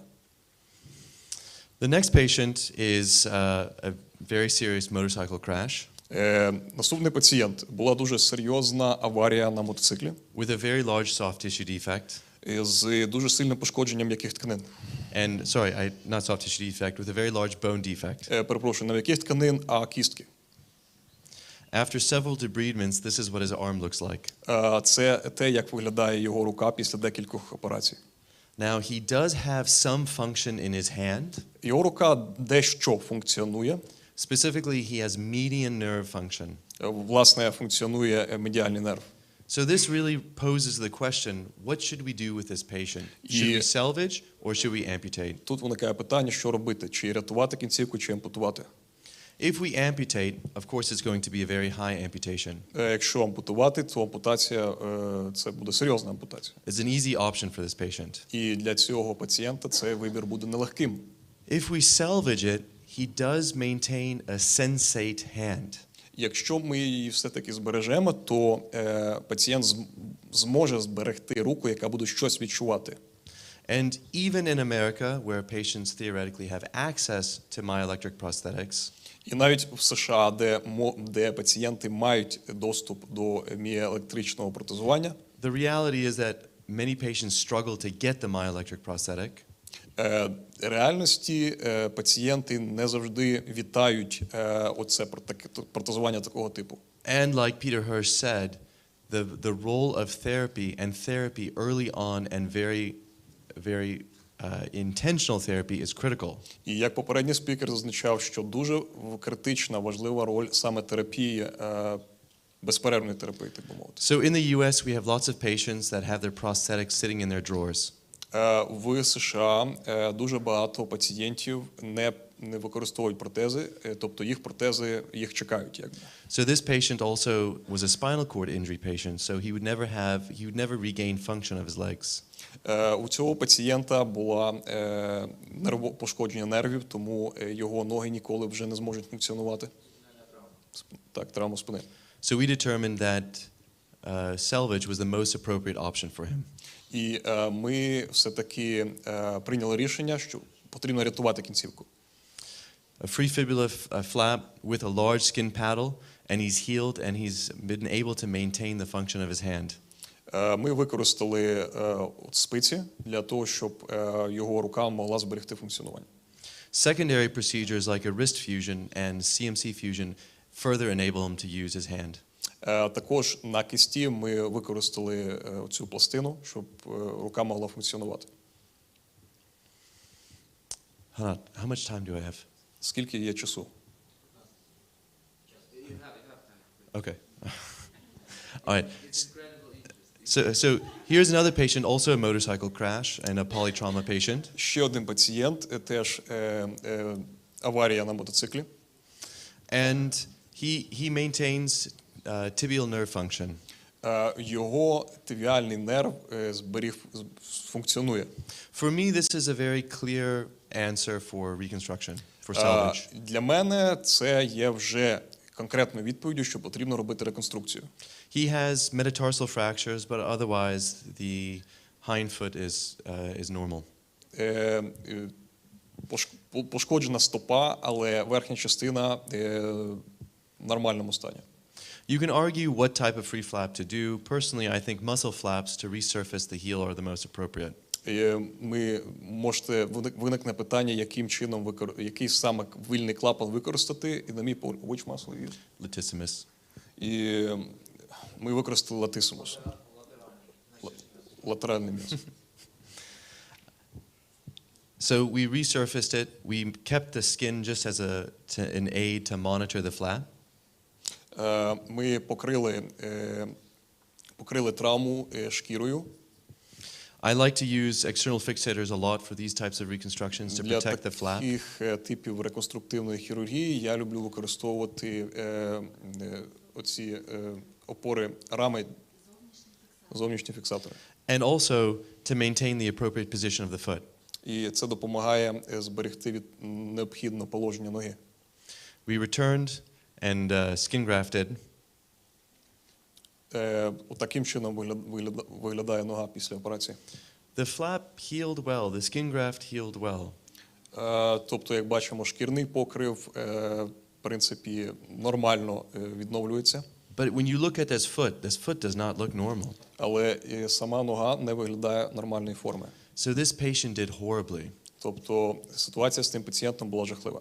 And you can see the position of the foot is also pointed down. І бачите, положення ноги також направлене вниз. He had severe pain. Біль був неймовірний. So we proceeded with the below knee amputation for him after having done all that. І після того, цих всіх операцій, ми все-таки прийняли рішення робити ампутацію. This is a picture of the targeted muscle reinnervation that we do for the peroneal nerve. Це фотографія, як ми робили мускулярну реінтеграцію. We do that through a separate incision. Робили для цього окремий розріз. And then this, as we do for many of our young patients, we also do a bony bridge, an Erdl procedure. That was the wrong thing for him. Але конкретно в його випадку, індивідуально для нього це було невірне рішення. So this is the message that I received from his mom last night. Because I was doing the talk and I wanted to see how he's doing. Буквально вчора я поцікавився, як він, і ось таке повідомлення отримав від його мами. So just once again of how the wrong surgery can ruin a patient's life, but the right surgery can help them thrive in life. Отож, це гарний приклад, що як неправильна операція може зруйнувати життя, а правильна покращити життя пацієнта. So I'm sorry for the abbreviated lecture. Перепрошую за таку дуже скорочену лекцію. But I know all of you have homes and families and work to do. А я знаю, що у вас у всіх теж є домівки, сім'ї і власна робота. I'm here for 3 days and I want to be an asset to you as much as I possibly can. Я тут буду 3 дні, і я буду до ваших послуг в максимальній мірі. And I and my colleagues in the US want to collaborate with you in every way that we possibly can as well. І я, і мої колеги в США хочуть з вами працювати в максимально можливій мірі. Slava Ukraini! Героям слава!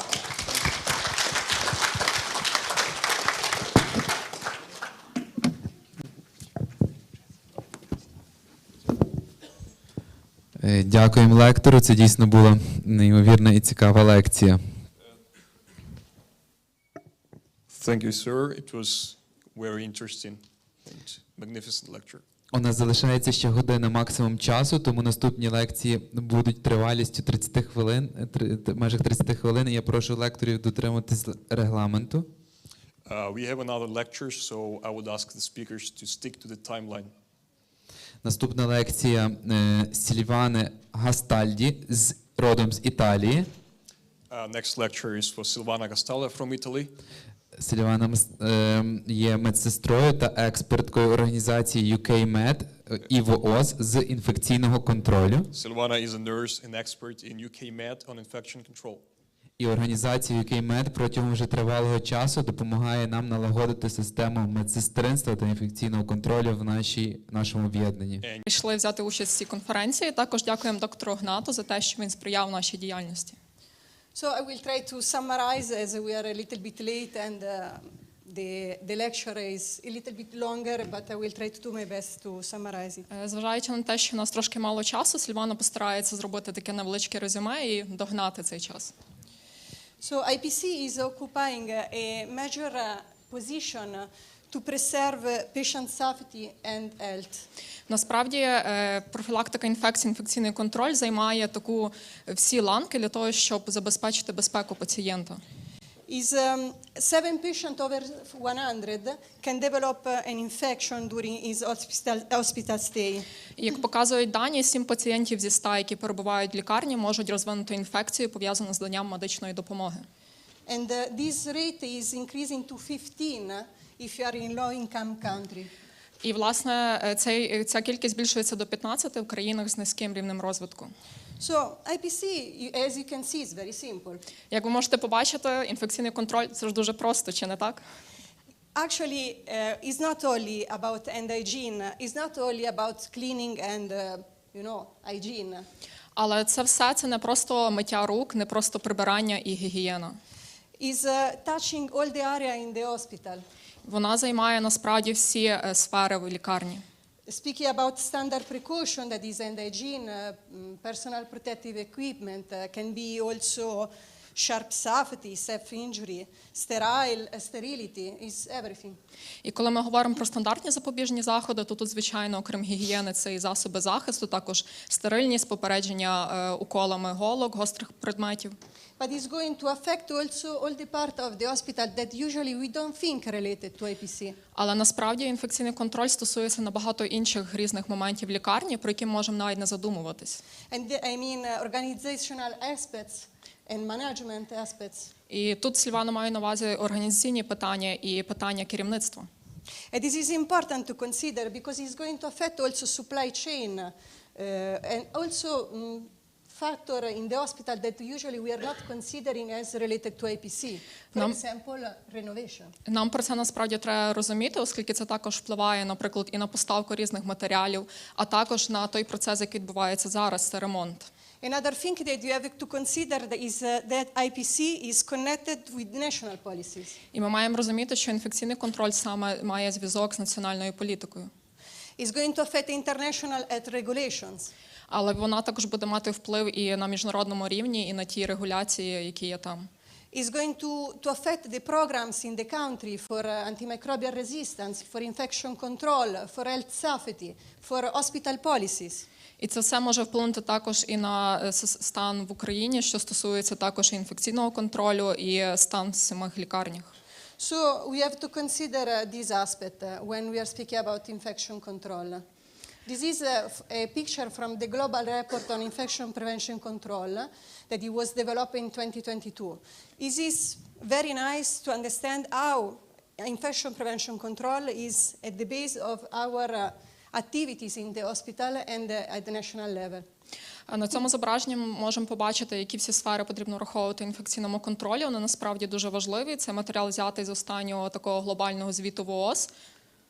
So in the hospital, thanks to the collaboration with the management and with the department, we were able to run several programs at the management level, but also at world level. І в цій лікарні завдяки співпраці з представниками лікарні нам вдалося працювати в декількох напрямках, зокрема на рівні керівництва, а також на рівні роботи в відділах. So we were working a lot on standard precaution, hygiene, and antimicrobial resistance and infection control. Тому ми дуже багато працювали над гігієною рук, над гігієною загалом, стандартними запобіжними заходами та інфекційним контролем. But also we were working a lot on data. We were trying to work a lot on data, but also on guidelines and standard operating procedures. Але також ми намагалися працювати значною мірою і над тими статистичними даними, які є в лікарні, а також над різними гідами, інструкціями і стандартними операційними процедурами. We were working also through the IPC audit and follow up on behavioral change. Ми також працювали над аудитом, перевірками стану інфекційного контролю, а також над працюванням, власне, ланок, які стосуються інфекційного контролю. We were trying to use implementation strategies. Ми старалися застосовувати стратегії імплементації. But also we were trying to improve cleaning and disinfection procedures and practices. Але ми також намагалися вдосконалити ті практики і процедури, які стосуються очищення та дезінфекції. At the same time, we had the opportunity, with the collaboration of the management, to work also on IPC system in the hospital. Але ми також мали можливість працювати з представниками керівників лікарні для того, щоб налагодити саму систему інфекційного контролю. So we were able to do a baseline assessment on two levels. One, it was on the overall program in the hospital, so we did a baseline assessment for the IPC system. Нам також вдалося зробити таку оцінку базового рівня. Зокрема, ми провели оцінку, яка стосується загальної системи інфекційного контролю в лікарні. But we were also able to do a baseline assessment on hand hygiene adherence. Але також нам вдалося, власне, проаналізувати поточний стан гігієни рук. These two activities were bringing to the possibility to develop two action plans. One it is starting this month, is going to cover all the activities in the hospital for the next 5 years. І завдяки цим двом оцінкам нам вдалося розробити плани дій для лікарні. Один з них почнеться вже цього місяця, і він буде покривати роботу лікарні на 5 років. The program on hand hygiene is started already. And it will cover the next activities for the 2 years. Інша програма, вона стосується гігієни рук, вона вже розпочалася і вона розрахована на наступні 2 роки. This is the, let's say, summary of the programs. Тут ви можете побачити таке деяке резюме цих програм. Another thing that we were able to do is to train some staff that we call in, let's say, in professional way, IPC link nurses.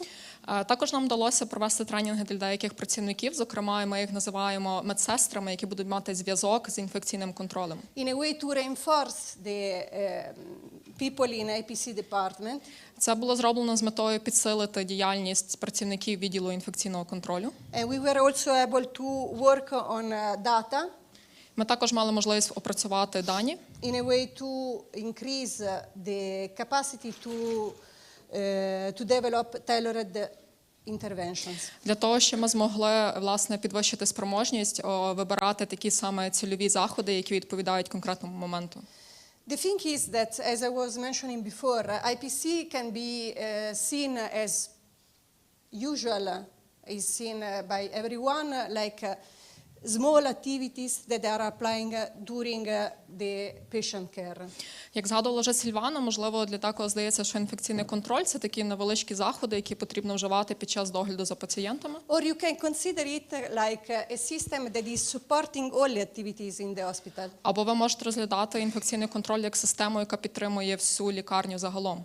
And also at the national level. І також вона стосується національного рівня. So if you think about the national level, you have to think about to define clear objectives and clear goals. Тому якщо ви будете розглядати цю програму на національному рівні, нам потрібно чітко визначити для себе цілі і предмет діяльності. And also here you have to think about guidelines to reduce hospital-acquired infections. На цьому рівні також треба думати про такі гіди, тобто інструкції для того, щоб зменшити інфекції, пов'язані з наданням медичної допомоги. To support education and training and IPC monitoring and evaluation. А також працювати над підтримкою навчання тренінгів і проводити оцінку і спостереження. You have also to consider that hand hygiene is considered one of the principal indicators to monitor performance. І ми маємо розуміти, що гігієна рук – це той індикатор, який нам дозволить моніторити якість виконаних рішень. And is very useful to, let's say, use it to understand if the system is working well. Also because IPC, let's say, hand hygiene is going to only hand hygiene is reducing infection rates of 20-40%.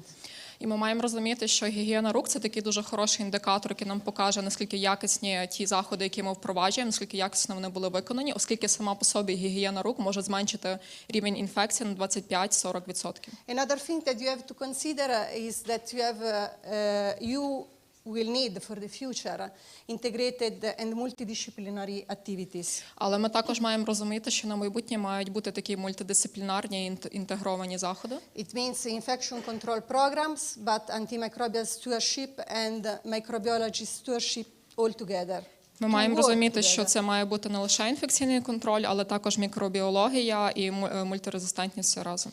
So the point is that when we are speaking about rehabilitation, for example, we may think that infection prevention control is not useful.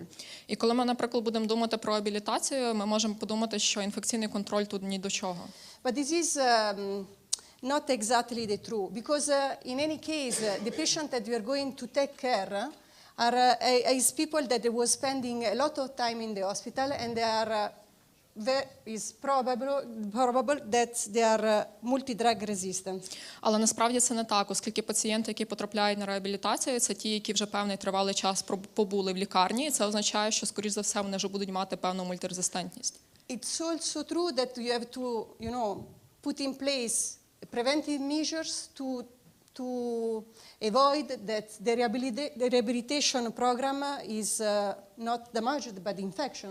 Тому ми маємо вжити всіх запобіжних заходів для того, щоб переконатися, що інфекції тощо не завадять самому процесу реабілітації. So essentially we have to think like rehabilitation is really need to consider infection prevention control. Тому маємо розуміти, що реабілітація також має враховувати, і для реабілітації дуже потрібен інфекційний контроль та профілактика інфекцій. Also because infection is one of the main causes of readmission for patients. І ми маємо також розуміти, що причиною цього є те, що інфекція є одною з основних причин повторного поступлення пацієнта. So essentially when we think about all these programs, we are just thinking like healthcare staff. І коли ми думаємо про всі ці програми, ми їх розглядаємо з точки зору медичних працівників. But we have to think about that the patient that is arriving in the emergency department can see only one direction. Але ми маємо розуміти, що пацієнт, який прибуває в відділ невідкладної допомоги, він може бачити лише один вихід, один напрям. And this direction is essentially the direction to the main exit door. І цей напрям – це є рух до одних дверей, які є виходом з лікарні. So our goal as health staff should be to support them. Тому нашою метою як медичних працівників має бути максимальна підтримка цих пацієнтів. In their way toward the main exit door of the hospital. Для того, щоб вони могли чим пошвидше, скоріше вийти з цих дверей лікарні. Because the only thing that they want our patients is to be unbroken again. Тому що єдиною ціллю, яку ми хочемо, щоб наші пацієнти були, це те, щоб вони були незламними знову. So, infection prevention control is in the last few years is jumping to the attention from people. Маємо розуміти, що останні декілька років профілактика інфекцій, інфекційний контроль дещо вискакує з думок людей. But still we don't understand that it is really important to consider as a multidisciplinary approach. Але ми все ж таки не можемо далі зрозуміти, що нам потрібно застосовувати мультидисциплінарний підхід. So on this I would like to invite you to think about and to implement strategy in your hospital in this direction. Тому Сільвана запрошує вас подумати над цим і, власне, впроваджувати заходи в лікарні в цьому напрямку. So I would like to thank a lot all the management and Ivan, can you reach us? Yeah, thank you. Сільвана хоче подякувати всьому представникам керівництва і запрошує ще Івана. I would like also to thank Natalia that he was accompanying me. Я хотіла би подякувати також Наталі за її роботу. She was a great support for me as culture and also able to translate also my feelings very often. Вона була дуже великою підтримкою для мене і в культурному контексті тут, і в емоційному, що для мене дуже важливо. So, thank you so much. Дякую. And this also means that I also can control hand hygiene. То це також означає, що можу слідкувати і за гігієною рук. Дуже дякуємо Сільвані за гарну і корисну доповідь, тому що дійсно інфекційний контроль – це є база усього, і без належного інфекційного контролю ми не можемо працювати на такому високому хірургічному рівні і навіть не може йти мова про будь-які складні операції реконструктивні.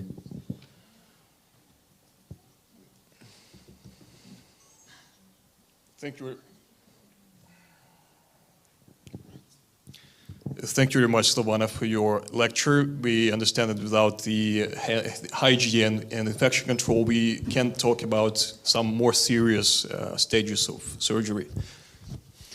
Наступна доповідь – це доповідь Жан-Бернарда Був'є, регіонального керівника місії UK-MED в Україні, діяльність UK-MED для безперервності лікування. Це остання доповідь на сьогодні.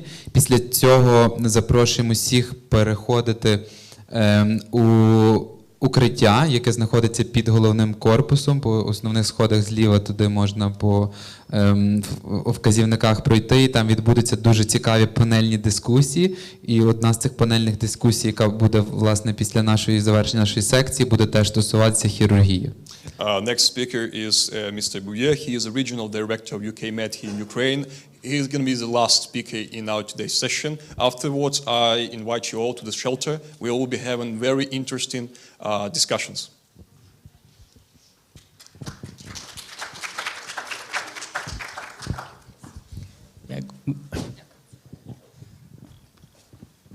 All right, Natalia will continue the translation.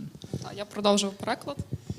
Good afternoon again. So we've seen lots of very high-tech techniques on surgery today and yesterday. We've seen how we can have a final care of our patients. And I'm going to bring back a bit on lots of the basics. Ще раз доброго дня всім. Ми протягом цих днів бачили такі дуже високоспеціалізовані технічні такі моменти, як ми можемо допомогти пацієнтів, але JB хоче нас повернути трошки назад до такої, як і наданням невідкладної допомоги, негайного реагування на травму, також проведення певних тренінгів з надання першої медичної допомоги і, власне, діяльність, як тут в лікарні. But now I want to speak something a bit different in terms of the situation in Ukraine and what we're going to be confronted if we forget the lessons of the past and if we forget that the entire healthcare is a long chain that cannot be broken. Але зараз JB хоче повернутися до дещо ситуації в Україні і про той досвід з минулого, який ми не маємо забувати, і про те, що ми маємо не забувати, що є певна ланка в сфері охорони здоров'я, яка не має бути зламаною.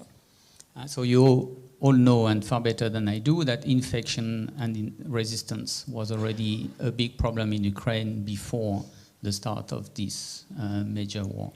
Ви, напевно, набагато краще знаєте, ніж JB, про те, що резистентність і стійкість були набагато раніше ще такою проблемою ще до війни. And we know as well, since 45, long time ago, that war, resistance, infections come together. І ми знаємо ще дуже давно, з 45-го року, про те, що оця резистентність і інфекції, пов'язані з війною, разом об'єдналися. So the last war we can really re-document is the one in Iraq that lasted a long time with many people injured. And the reality of Iraq as a legacy is 72% of lots of the bacteria has now multi-drug resistance, and to the point that Iraqobacter was named after some of the infection we got there. І з останнього такого задокументованого досвіду, власне, воно стосується війни в Іраку. 72 види різних бактерій стали резистентними, через що навіть появилось спеціальне поняття Iraqobacter.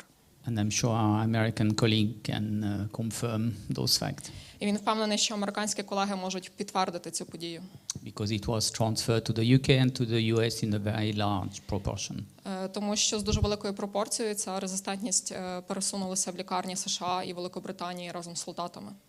I think the American government estimated dealing with only this issue, this one, was $2 billion per year over cost. І наскільки він знає, саме уряд США виділяв щороку $2 мільярди на боротьбу з цією проблемою. So the challenge that's going to confront Ukraine and all of us is that we don't want Ukrainibacter. І, власне, такий виклик для України і те, що ми не хочемо, щоб сталося, те, щоб в нас появився Українобактер. And that's where we come back to the basics. І тому ми повертаємось до базових понять. So our job in UK-MED has been trying to help Lviv Hospital. There's many names we give it, but I will call it the Lviv Hospital to simplify it, to deal with this problem of infection and the rise of potential drug resistance. І нашою метою діяльності тут в лікарні, яка може мати багато назв, він простіше буде її називати лікарня швидкої допомоги Львова, власне, було метою боротьба з цією резистентністю і інфекціями. And that's why I want to go back to the basic. If we want to have unbroken people, we have to have a full chain of totally unbroken care. І, власне, тому тоді я хочу повернутися до бази. Якщо ми хочемо, щоб в нас були незламні люди, нам треба забезпечити незламну, повну ланку допомоги. One will not come without the other. І ми запрошуємо долучитись інших. Right, I don't... Yeah, so we've seen before the IPC element of this chain, and we've already know, Silvana was extensive on that it covers lots of the activities of the healthcare system, not only indeed the hand washing, but the entire way we run the healthcare system. А, власне, невід'ємною ланкою цього ланцюга є інфекційний контроль, про те, що вже згадувала Сільвана. Тобто це не лише очищення, прибирання, але це загалом вся система в лікарні. The trouble of this unbroken care system is that if one piece is missing, then it falls down. Everything collapses. І яка є, власне, проблема цієї незламної допомоги? Якщо одна ланка якась випаде, то ми зруйнуємо весь результат. Next. Yeah. Right, so I've tried to simplify this chain, which is not that easy. It starts from what we've seen, lots of the surgery. It follows with a good laboratory system. If we don't know what's going on, we can't control it. It goes with the right prescription, an adapted one. First of all, because antibiotics are expensive. Second, they won't be efficient if we don't use the right one. Незламна безперервність ж допомоги включає багато елементів, і він намагався їх спростити. Власне, все починається з операції. Після того має бути належним чином робота лабораторії мікробіології, оскільки, якщо вона не буде працювати, ми не можемо побачити, яка все-таки реальна картина.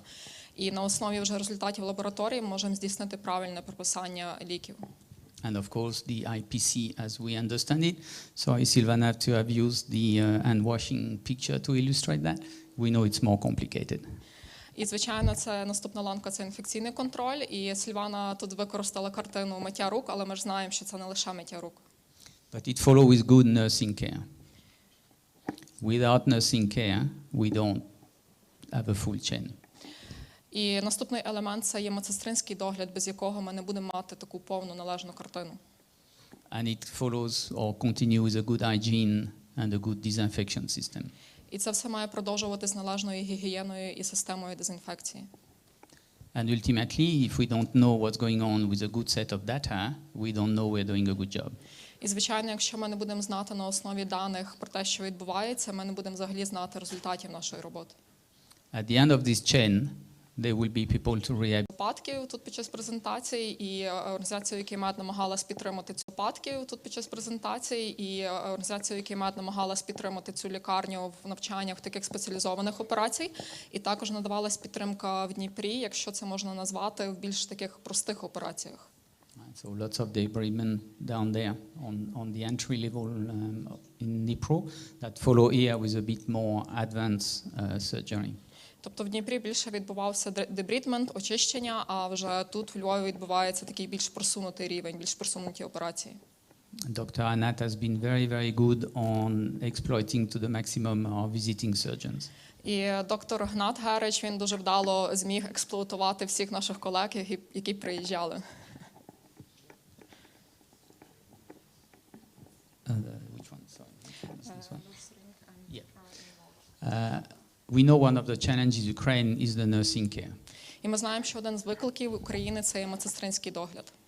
The model was resting a lot on lots of doctors, very few nurses. Ми знаємо, що зараз така модель, що дуже багато лікарів і дуже мало медсестер.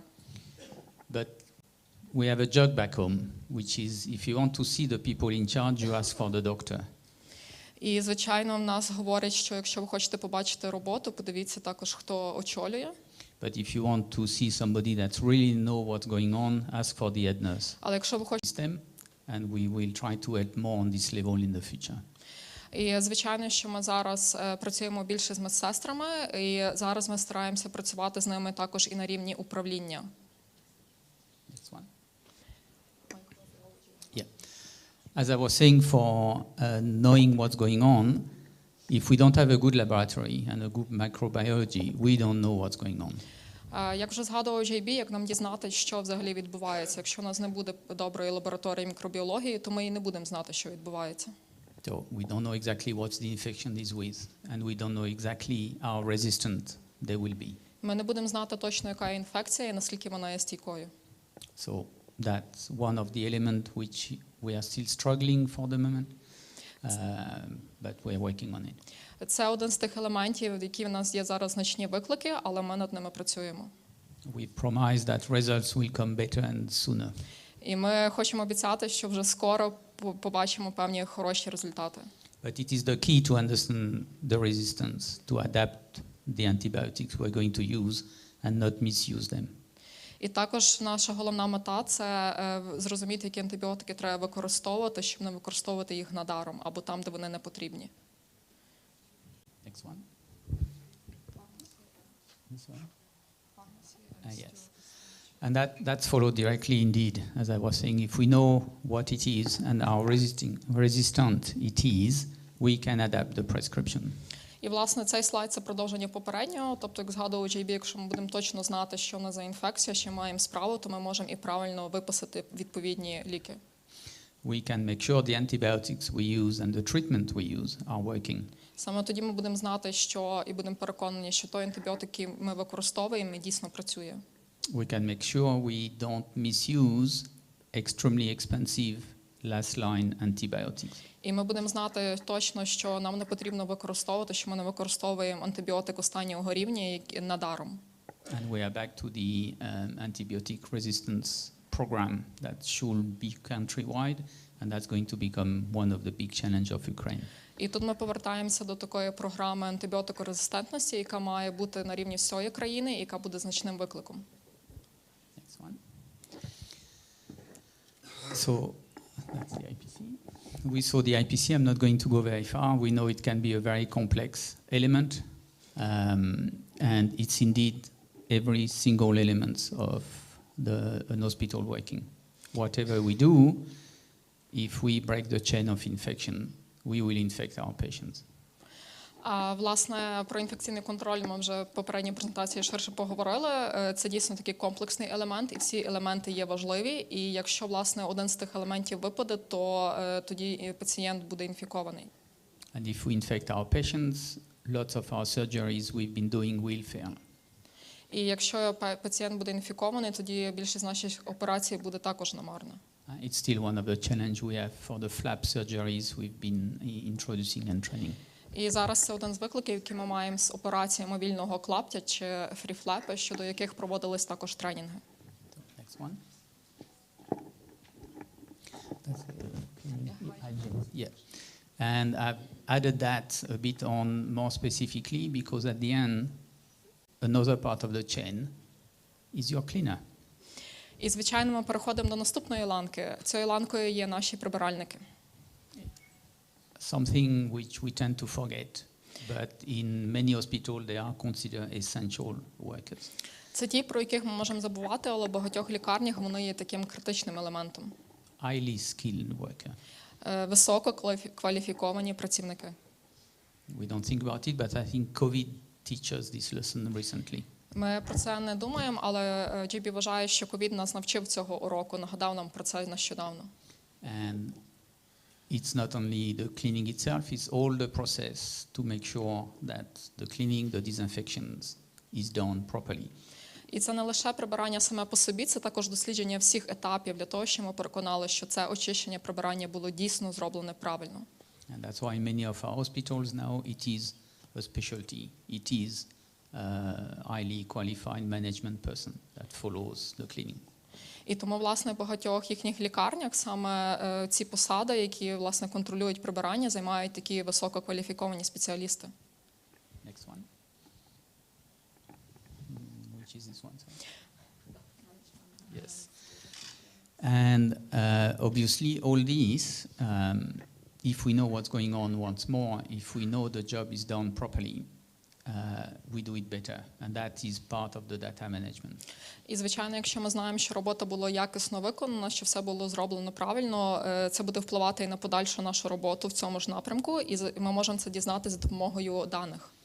So I was giving the example that if my hospital-acquired rate is close to 0, Наприклад, він наводив приклад, що якщо рівень інфекцій, пов'язаних з наданням медичної допомоги, близький до нуля, and I know that's because my data said that, і він знає це через дані, які він отримує, then I don't need to recheck everything every day because I know it's working. тоді йому не потрібно щодня перевіряти кожен момент, оскільки він так знає, що все працює.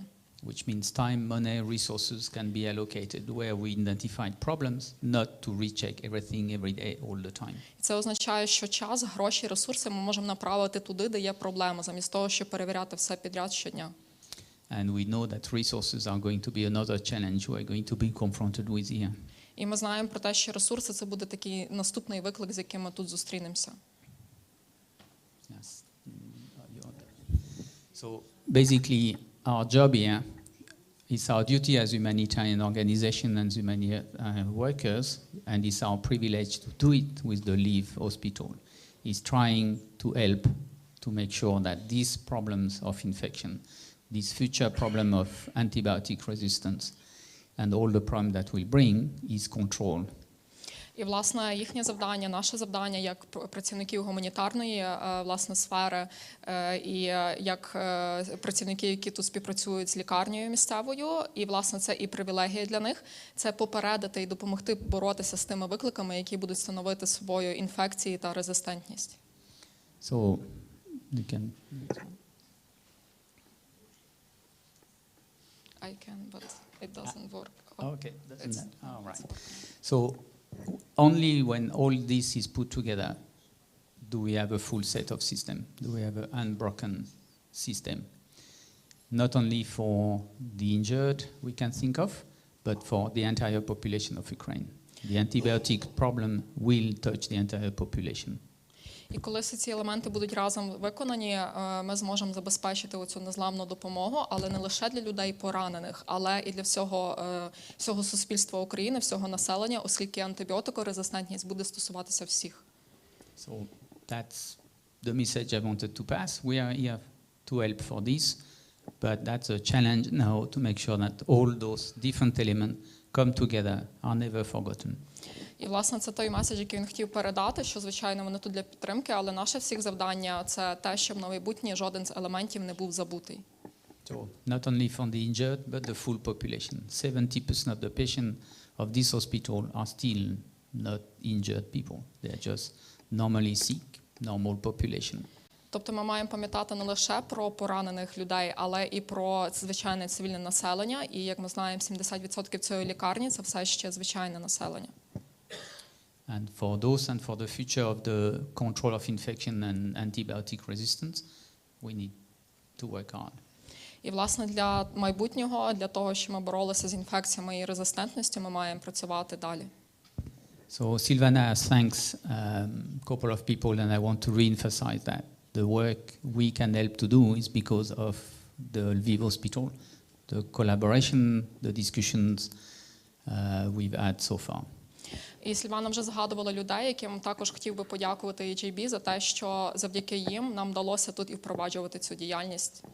So thanks again for that. Тому щиро вам дякуємо за це ще раз.